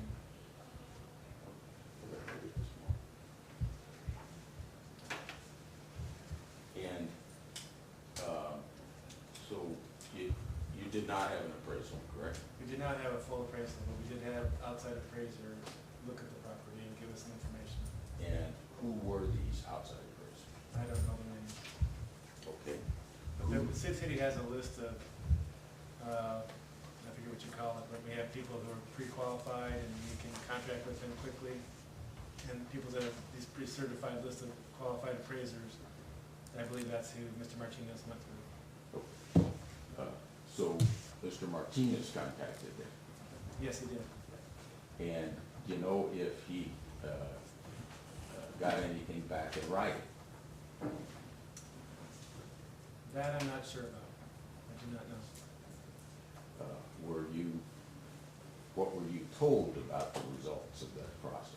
Objection, that's going to the, possibly going to the nature of the records at issue. What's his name?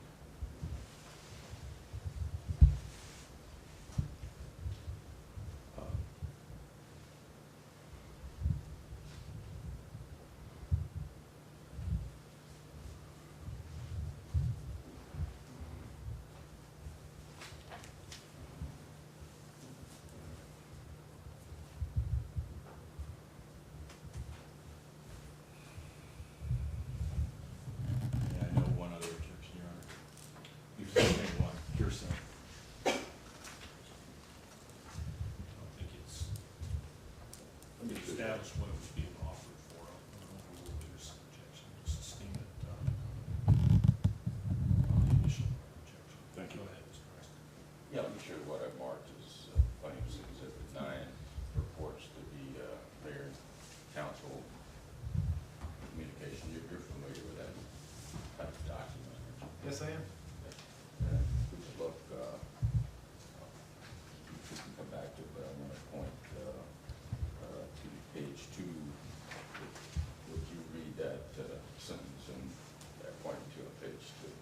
An appraisal and an appraisal review of scope sufficient to satisfy applicable law must be completed for parcels estimated to exceed a value of $50,000.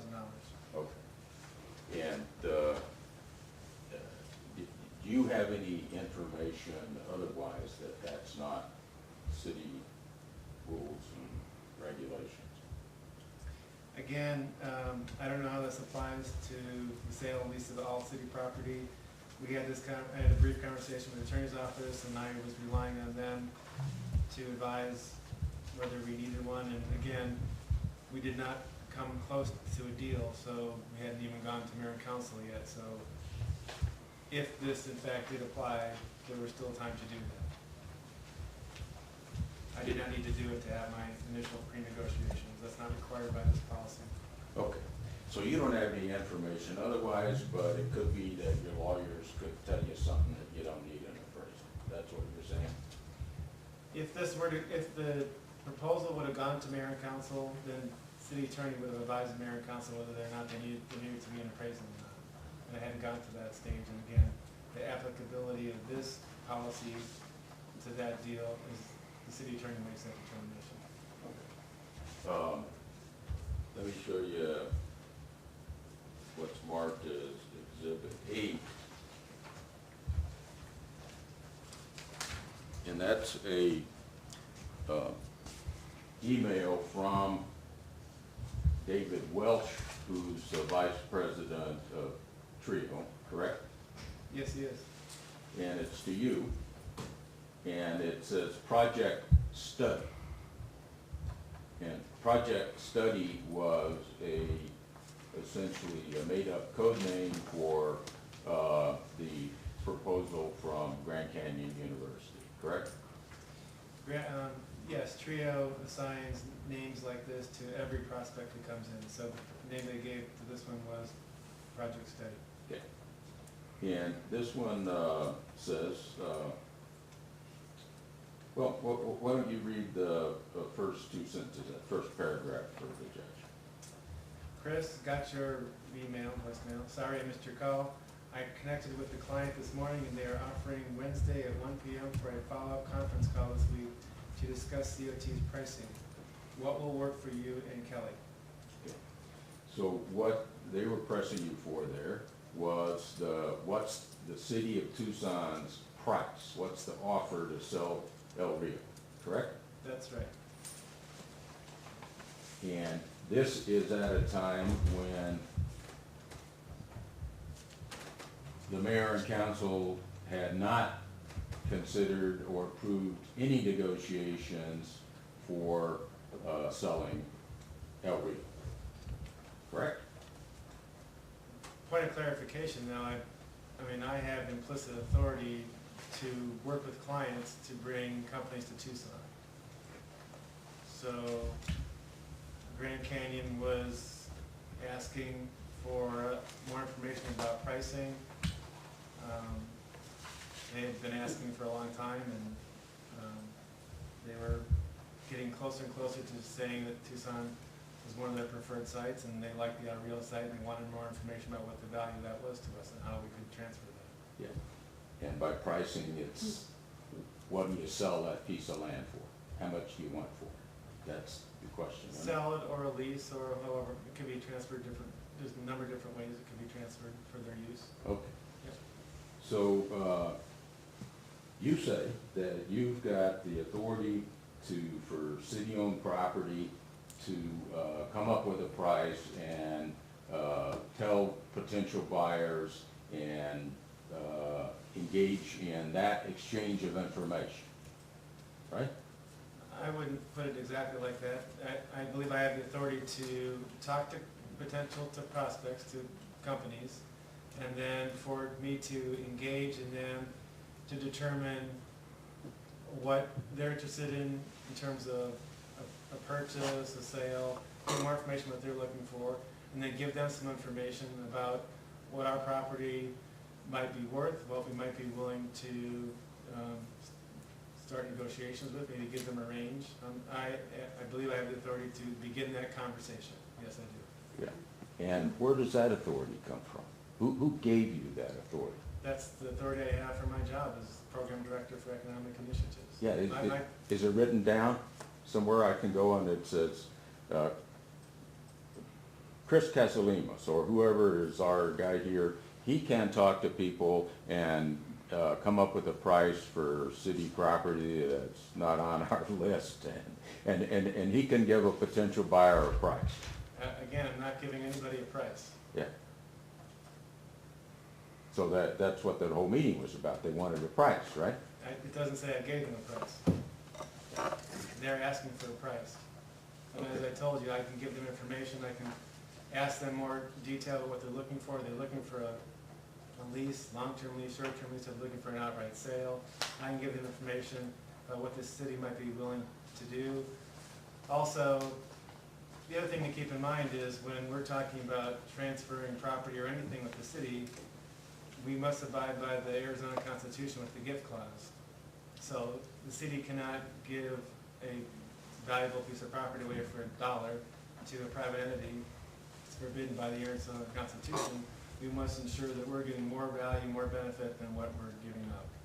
So we're all always bound by that. What was your response to this meeting? Did the meeting happen?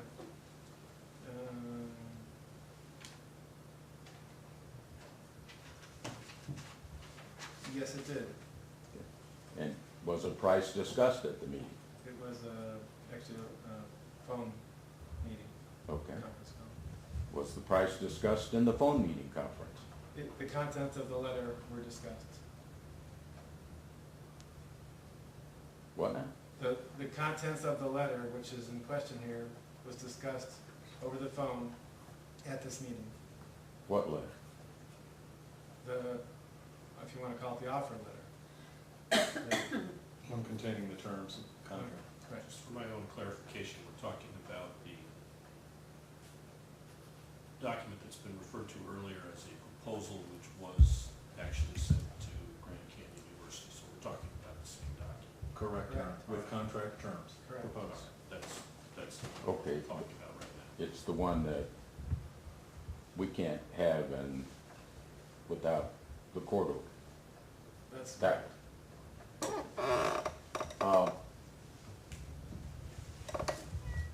Now,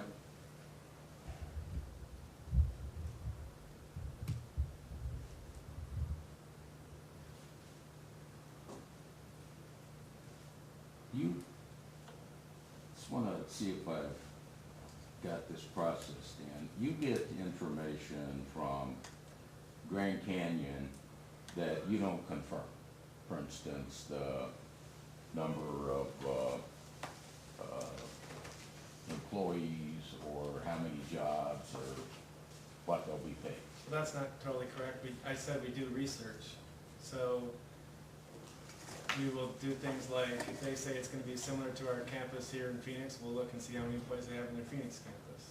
If they're telling us that we're going to, like any company, if any company comes in and says, I wanna open a factory and I'm gonna have 500 employees, you pretty much have to rely on that company saying that they're gonna bring 500 employees. We'll do our economic analysis based on that, and we may even offer incentives based on that, but the other thing to keep in mind is, we'll put together an agreement with that company, and we would do the same with Grand Canyon, where we have what we call clawbacks. So if Grand Canyon says they're bringing 1,000 jobs, and we're offering them some incentive that's discretionary to the mayor and council, if they don't meet that target, the agreement written by the attorney's office will say, you no longer get this incentive, or if you bring 80%, you'll get 80% of the incentive. So there are provisions in the agreement that we have with the company, which if they don't meet what they said, then they don't get the incentive. That's very common across the country. And those provisions aren't secret once you do the deals, right? Those development agreements, I believe, are public documents. Let me show you what's marked as Plaintiff's Exhibit 4. I think earlier you had said that, you know about the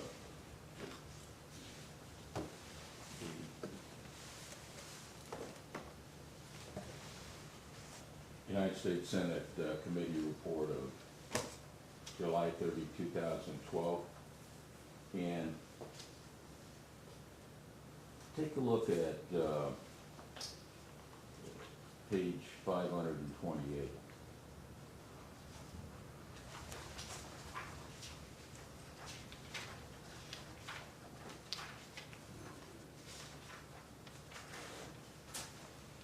Okay. And the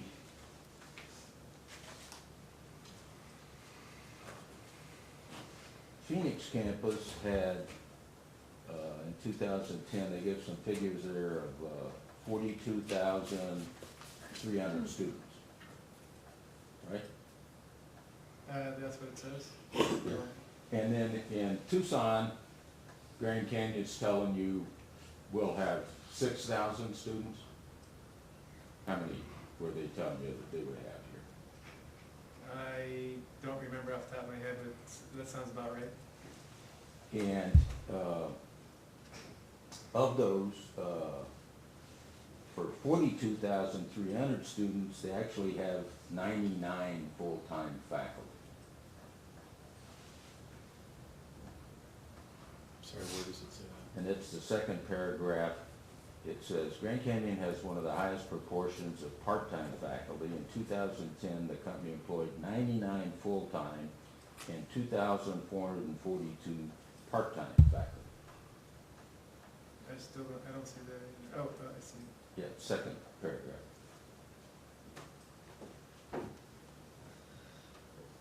So I don't know how many full-time equivalent positions that equals. That could be 2,000 employees. It doesn't tell us here. Yeah, it says 99 full-time and 2,442 part-time. But a full-time equivalent might be, those 2,442 people might be 80% of a full-time employee. It doesn't say how many hours they work. Okay. So full-time employees, this could translate into 2,300 employees. The other thing to note is 42,000 students are not on campus. Those are also online students. They don't have 42,000 people on their campus in Phoenix. They've got, I think, 60 or 70,000 online students at today.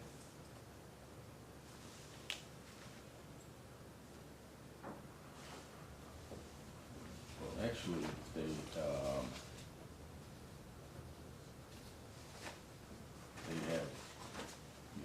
have hundreds of thousands of online students, don't they?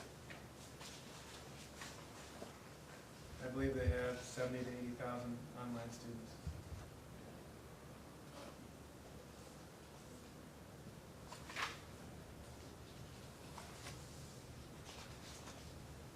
Again, nobody, I mean, I don't recall them saying the Tucson campus is going to be exactly like the Phoenix campus either. And I go back to the point of, if they say they're going to bring 500 jobs that pay $50,000 a year, we may base an incentive on that with the development agreement with them that says you will get these incentives and assistance provided you say what you're going to do. If they don't do it, there's no risk to the city. If they're not going to do that, then we don't give them what we talked about. Well, and what,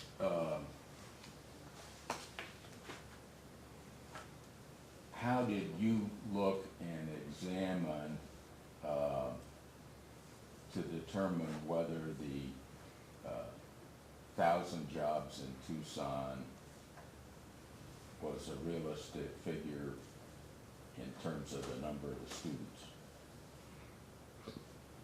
You said you looked at the Phoenix campus and that you do a comparison. Yeah, I can't remember the exact research that we did, but we did look at the Phoenix campus. I can't recall those exact figures. But again, if a company tells us they're going to hire 1,000 people to run a campus, we're relying on that information, and we're not going to give incentives until they meet those stated projections. And that's, is that, I can maybe ask that's a common practice you're saying that the city does? It's a common practice for this city and every other city, and also the states. Every state, Arizona Commerce Authority does economic development for the state. Every agreement they have, again, with the term they call clawbacks, the state is giving an incentive. If that company doesn't say what they're going to do, they don't get that incentive, and they get a partial incentive. That's the industry standard. So if any of that information in terms about what would be offered and what's discussed that's kind of like industry standards and done all over the country, then there would be no harm if that information was known to the citizens of Tucson. Would you agree? The incentives that we have, I think 21, we call it incentives and assistance programs. Those are available, those go to mayor and council. If we had gotten this far with Grand Canyon, that would have gone to the mayor and council also. In terms of the land deal, that would have gone, for the transfer of the property, that would have gone to mayor and council. At which point, I'll point out that when mayor and council sells land or transfers land through a lease, they do that in executive session, not open to the public. But it is done by mayor and council. So now, The mayor and council doesn't agree to sell anything in executive session. Isn't that correct? Mayor and council talk, again, this is probably a question more for our attorney, but mayor and council, when they're talking about terms for a sale of city land, they do those discussions behind closed doors, not open to the public. they come out of executive session and say, let's take the action that was discussed in executive session. So even if we were to sell El Rio or another piece of city land, those negotiations at my level are not public, and then even at the mayor and council level, at that point, as far as I understand, those aren't public either. So, that's when the mayor and council are actually discussing the sale?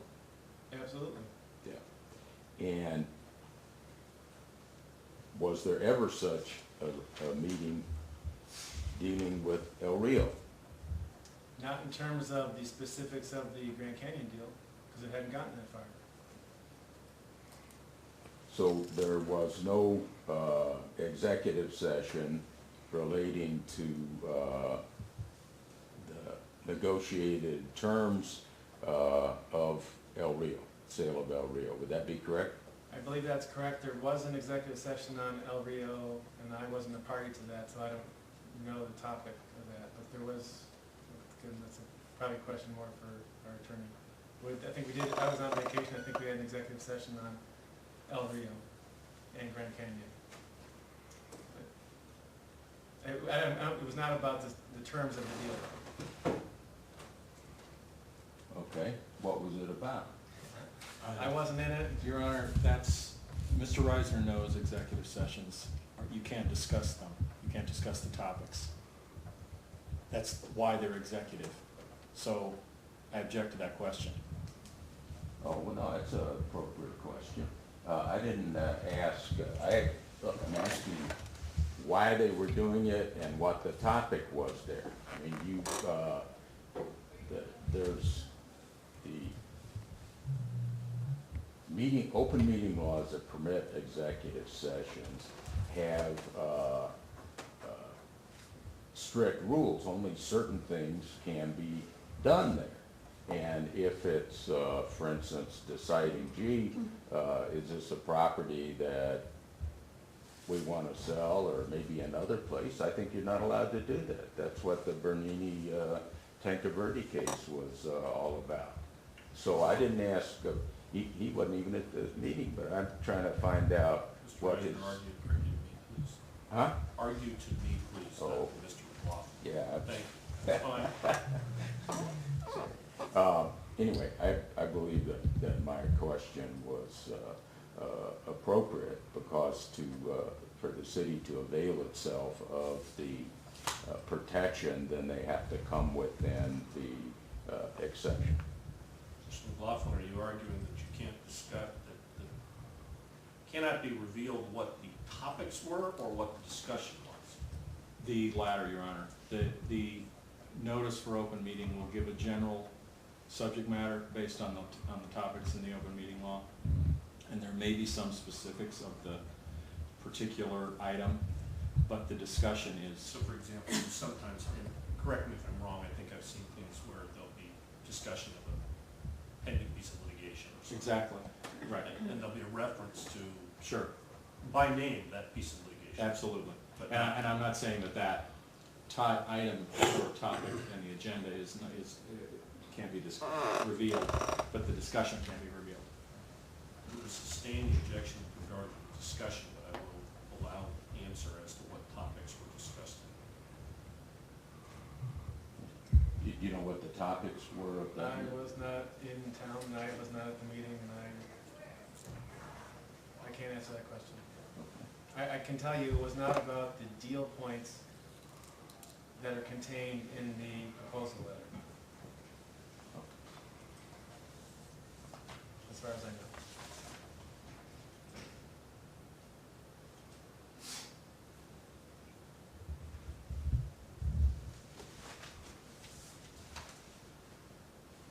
And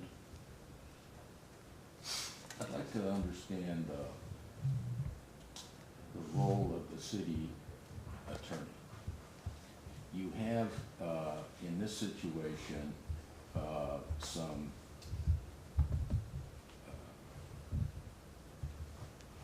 potential contract terms, deal terms. What do you What went to the city attorney? The city attorney advises me on a lot of deal points, so we had many, many discussions with the city attorney and his staff. Yeah, but in this case, what was the purpose of these potential deal points going to the city attorney? Objection, attorney-client privilege. What's that? Attorney-client privilege. No, I don't think that's, look, The question was, what was the purpose? yeah, right.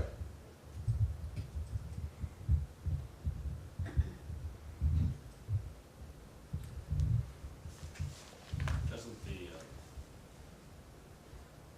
so often doesn't the purpose inform whether it's privileged or not? That's true, Your Honor. So I'm wary with Mr. Reisner of getting into too much detail. I think in order to establish the privilege, there can be testimony as to the purpose. I mean, and I recognize this is an absurd example, but if I called my lawyer to discuss a sporting event, that's not for an attorney-client purpose. Sure. And wouldn't be privileged. But I mean, I understand you're wary about the nature of the actual communications themselves, but I'm going to overrule the objection as to stating what the purpose of communications were. So I spoke to the attorney on several occasions about different topics. One was whether that particular parcel or other city parcels were encumbered in some way, or could they be sold or leased. I often speak to them about the gift clause, whether we are making sure we're meeting the state law in terms of gift clause.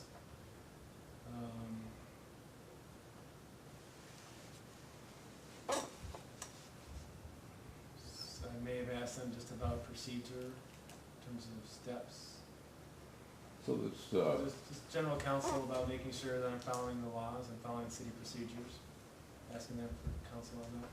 and they're, when they perform that function, it's like another arm of the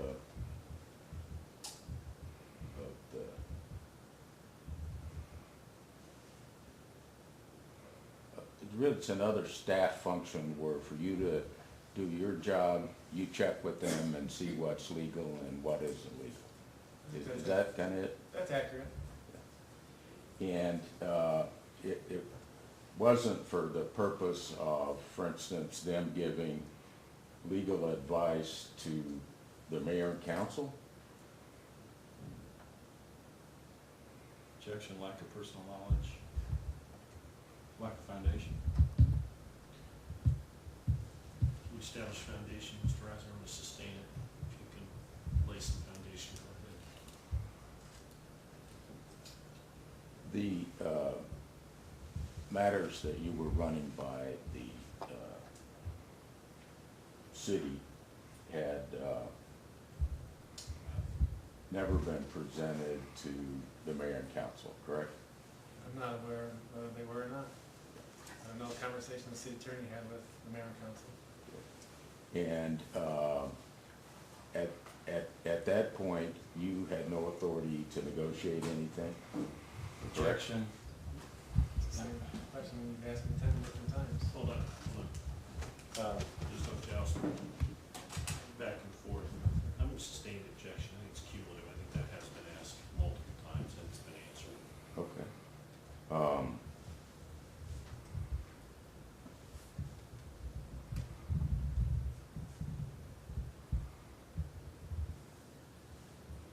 I guess,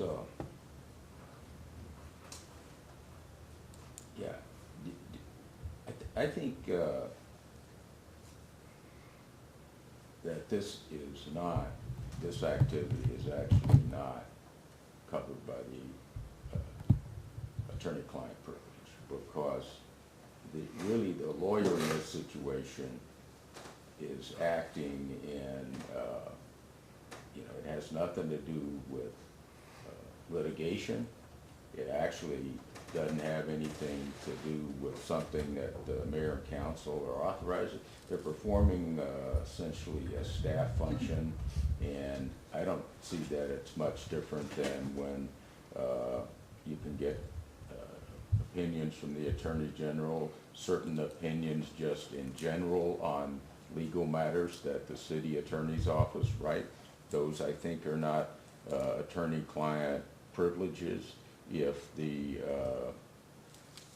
city attorney in general is advising staff on the effect of the gift clause, I don't think that's attorney-client privilege.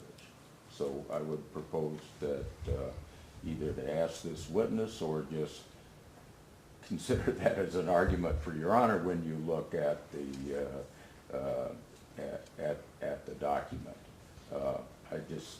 It's the public lawyers have a kind of a little bit of a dual role. Some of their stuff is covered by the attorney-client privilege, a lot of it, but not everything. A whole bunch of times they're in a different kind of a staff role that I think isn't covered.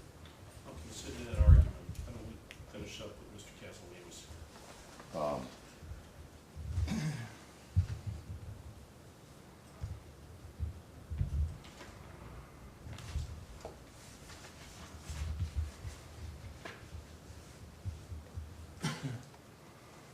You know, I think,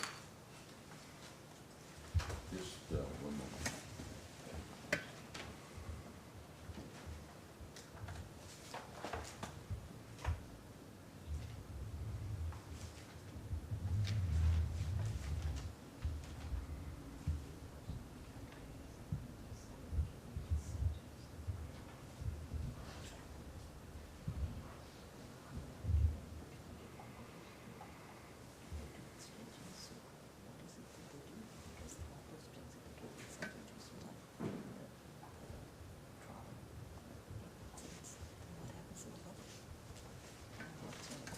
I don't have any other questions. Mr. Love, will you direct? Thank you, Your Honor. Mr. Kaselemis, I know you've been up there a long time, and I appreciate your patience. We'll move through these as quickly as I can, but there are a few things I need to ask you. The proposed contract terms that were sent to Grand Canyon, what we're calling Proposal 2 or the letter, I just wanted to reconfirm that never went through Trio. It did not go through Trio, we sent that directly to Grand Canyon. Okay. Tell me your relationship to the city manager.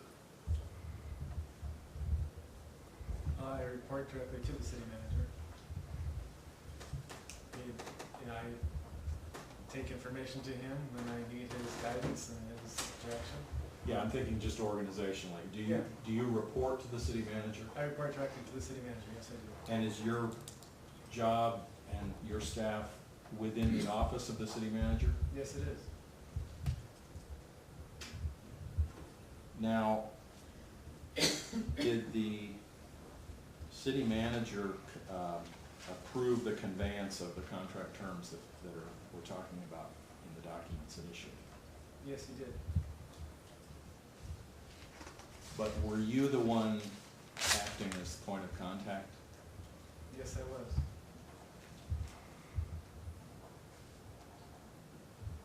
Did the city clerk have any involvement, Mr. Randolph, in the negotiations? None whatsoever. The contract terms in the documents at issue, am I correct? Your testimony is that they could apply to Grand Canyon University at other locations in the city, That's correct. and they have not been turned down or denied by Grand Canyon University.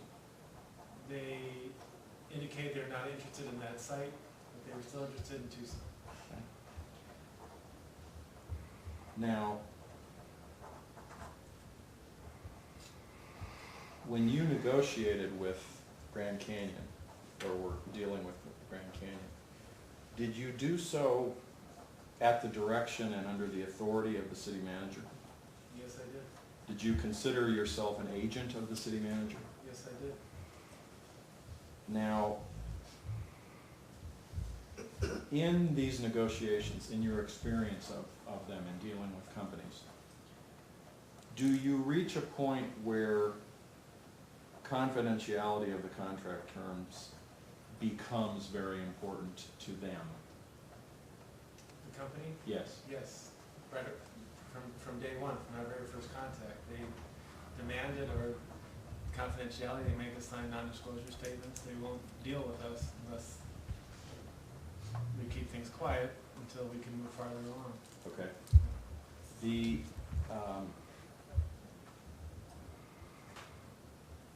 when you negotiate, and I'm speaking generally as opposed to any particular specifics here, are there times when you seek mayor and council direction on the negotiations? I don't know that we've done that to this point. And our office is, just to clarify, our office is fairly new, only been in existence about a year. Okay. So, and 99% of our prospects don't involve city property. So when we have a prospect and we're providing economic development incentives to the mayor and to the company, we're proposing those, that will go to mayor and council probably 3 times for their direction. Okay. And does that direction occur in, well, the official direction will occur in open session, correct? Yes, it will, after we've talked for a long time with the company. Right. And the discussion that leads to the direction at a particular point, if you seek it, does that happen in open session? No, it doesn't. Where does it happen? That happens at the city manager level, our level with the city manager. Do you ever have executive sessions for direction? I believe we do at times. I don't recall having one in the past year. Okay. But they do happen. Yes.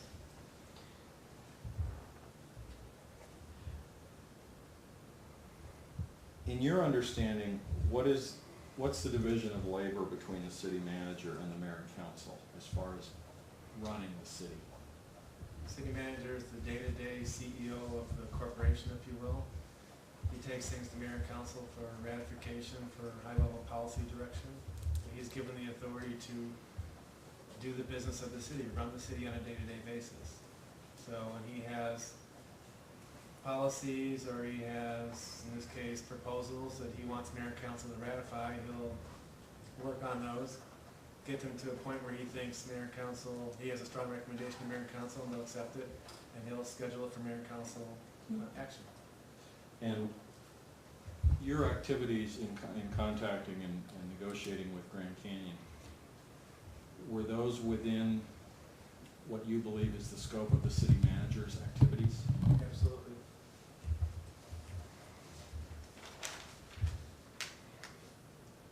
You were cross-examined on the October, I believe it's October 2012, direction by mayor and council to Parks and Rec regarding El Rio.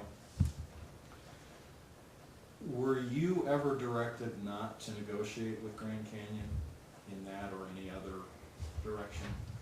No, I was not. And I mean, and the way I view it is, my direction, my job is economic development. The Parks and Rec director's job is Parks and Recreation. So if mayor and council give direction to do something with parks, and I've given direction to bring companies here and work with Grand Canyon, it would be at the city manager level above me to balance those things out, and never did the city manager say, this is going on, don't do this. At his level, he knows everything that's going on in the city, the most important things. And in my mind, I'm sure he said, I know this is going on, but this is really important to the city. And the direction to me was to continue to talk to Grand Canyon and let's see if we can bring them to Tucson.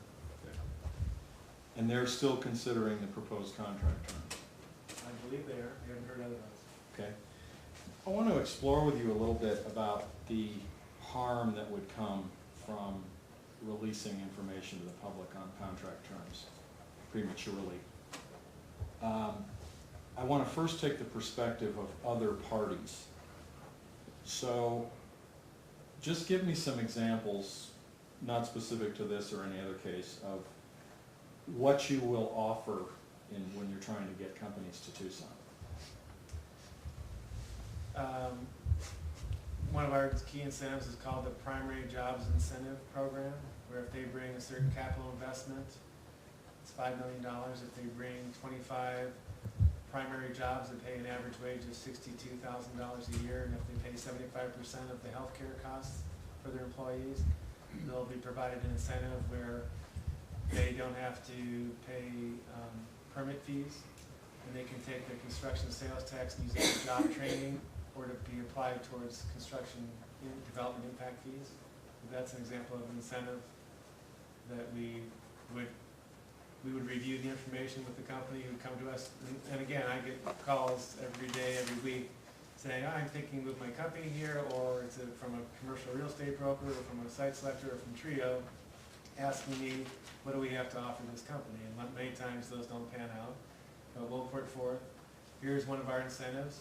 If they provide us with information, we can take that in form of an application, and if it looks like they meet our requirements, we have different incentives. I think I mentioned we have 21 incentives, depending on what the firm is bringing, what they're offering, what they're providing. We can offer different incentives, which go through a process, which goes to mayor and council, and we say we have a company we think warrants the incentive we have in place.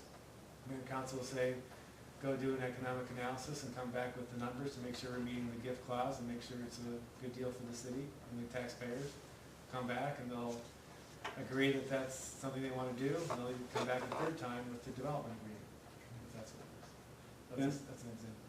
And let's say that you are dealing, as was the case with El Rio, with potential use of city land. So you said there could be a sale of land, there could be lease, exchange. Yes. And that would involve other things like interest rates, price, term of lease, etc., correct? Absolutely. And even specific things, if we're gonna sell 10 acres to somebody, but they agree to keep 2 acres of that 10 acres open for public use, say a bus stop or a little bench or something, we can actually reduce the market value of that by what they're keeping open. So there are a lot of specific things that are particular to a parcel or a particular deal that can change the deal. So circle back with me now. You're dealing with Company One, and the information on what you're doing for Company One gets out. From the perspective of Companies 2 and 3, is it possible that they're going to say then, well, that's different from the deal you're giving Company One, I want that deal too? Yes, especially when you're dealing with site selectors who deal with more than one company. So that information gets out quickly to other companies, and it becomes difficult for us to negotiate.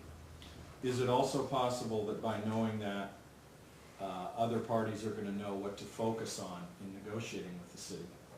Yes? And tell me how that might work. Well, they may, again, because each deal is unique, if in the example I gave with the 10-acre parcel, we may have, if they're going to reserve 2 acres of that 10 for public purposes, we may give them a better interest rate or something. And some other company may look at that and say, oh, you've given them a 2% interest rate when I know the market rate is 3% on leases. I want that same deal. And it'd be difficult for us.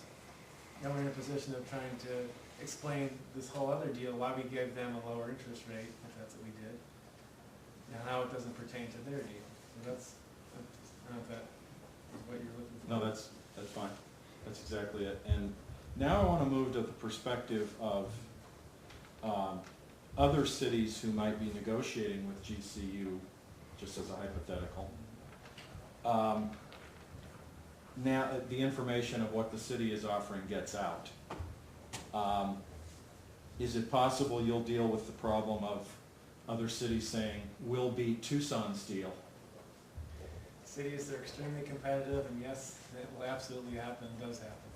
So they might change their terms to be either the same as ours or better than ours. Yes. Or to make an argument that Tucson's doing this, our deal's better for these reasons. Right. They would again know what to focus on in their negotiation with GCU. Absolutely.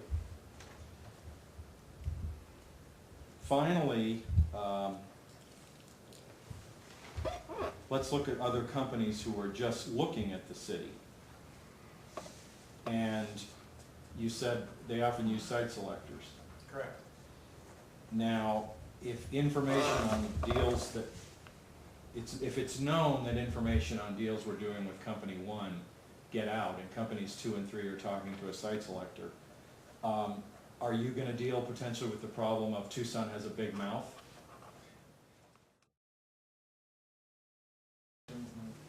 We need to show that we're receiving more than we're giving up. So there's an analysis of the real public benefit. Correct. Direct and indirect. Okay. You also indicated that there can be clawbacks if companies fall below the standards that they promised. Correct. And is part of negotiating the clawbacks, are they part of the process? Yes, they are. And it might be that if you don't meet this, you're not gonna get any of the incentive, or if you can only bring 50% of the jobs, we'll provide you 50% of the incentive. So that is part of the negotiation. Okay.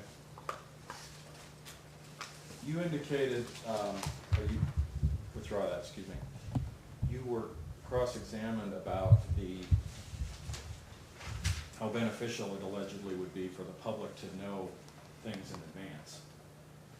I first want to talk to you, when you finalized the contract, let's say, let's hypothesize just company one and Tucson have finalized the contract. Does that then go to the mayor and council for final approval?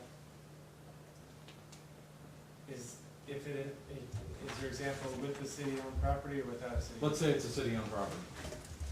It would go to mayor and council. And can the public complain about the deal?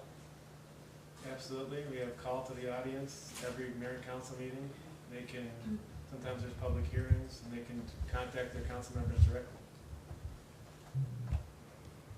Write letters, email. And they might also vote out mayor and council members that they felt had not done a good job on that deal. That's correct.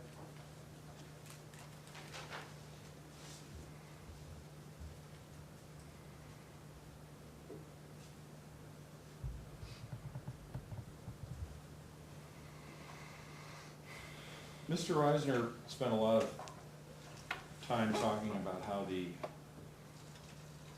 public would be served, and it seemed that the public was being presented as a separate entity from the city.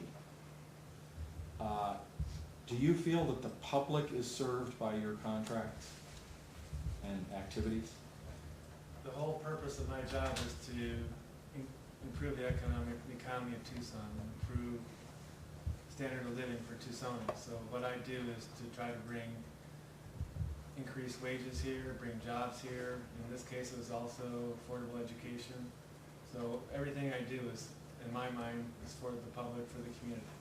And is it your position that confidentiality until completion of negotiations can actually benefit the public in the end?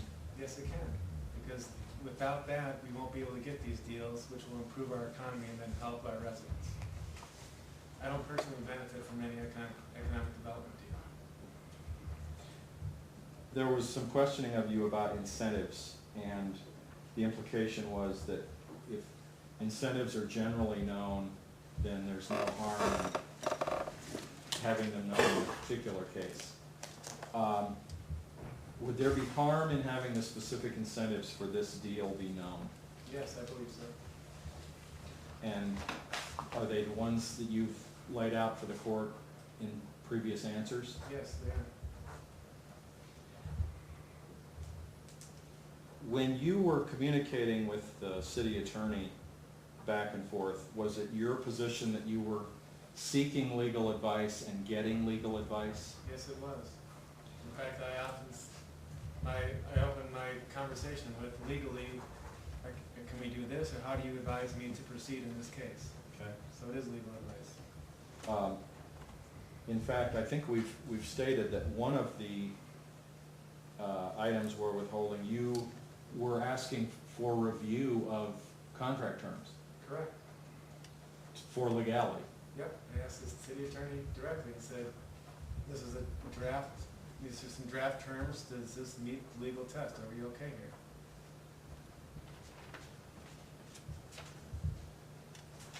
Your Honor, that's all I have. Mr. Lewis, thank you. Step in. Can I have some questions on,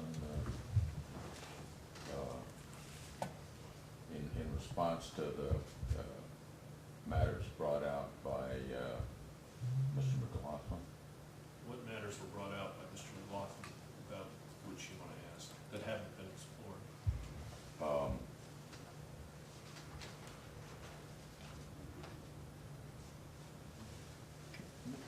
Mr. Well, hold on, what topics? Because now you're going to recross, then we're going back to Mr. McLaughlin will get the final word because it's his witness. So we'll give us what I guess would be termed as a redirect to finish the witness. Is there something that came up? You didn't register an Yeah. objection, Mr. Reisner. Is there something that came up as inappropriate for redirect that you think you're entitled to recross on? Yeah. And that would be what? Okay, well, number one, he had the witness say that the city did an independent third-party analysis of the economic benefits. So my question would be, And that discussed at length in your cross-examination. I don't think so. The Applied Economics Company, I believe is the one he talked about, which said it was all the information was based on information they got from Grand Canyon University. So therefore, there's not an independent third-party analysis.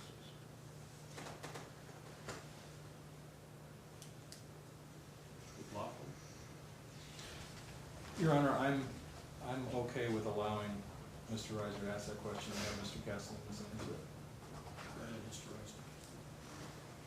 Yeah, would you agree that the Applied Economics Company in their report said that all the information was based on information provided to them by Grand Canyon University on projected staffing, enrollment, wage levels, and construction costs? The information they used to conduct their analysis, it was based on Grand Canyon's, which is typical. We get information from the prospect, prospective company, and then we give that to Applied Economics, and they provide an independent economic analysis showing what they believe are going to be the benefits in terms of the taxes to be received. They sign off that we didn't, this is their own analysis, that we didn't influence them in any way. They'll come to the mayor and council. The client does not get to talk directly to them to influence it in any way, so part of what we're paying for is for them to be independent. But the information that they use to do their analysis has to come from the prospect because there's no other source for it. Is that clear? Okay. Anything else? That, McLaughlin? No, Your Honor, I'm done, thank you. Kaselemis, please step in. Thank you. Your Honor, that's it for my witnesses.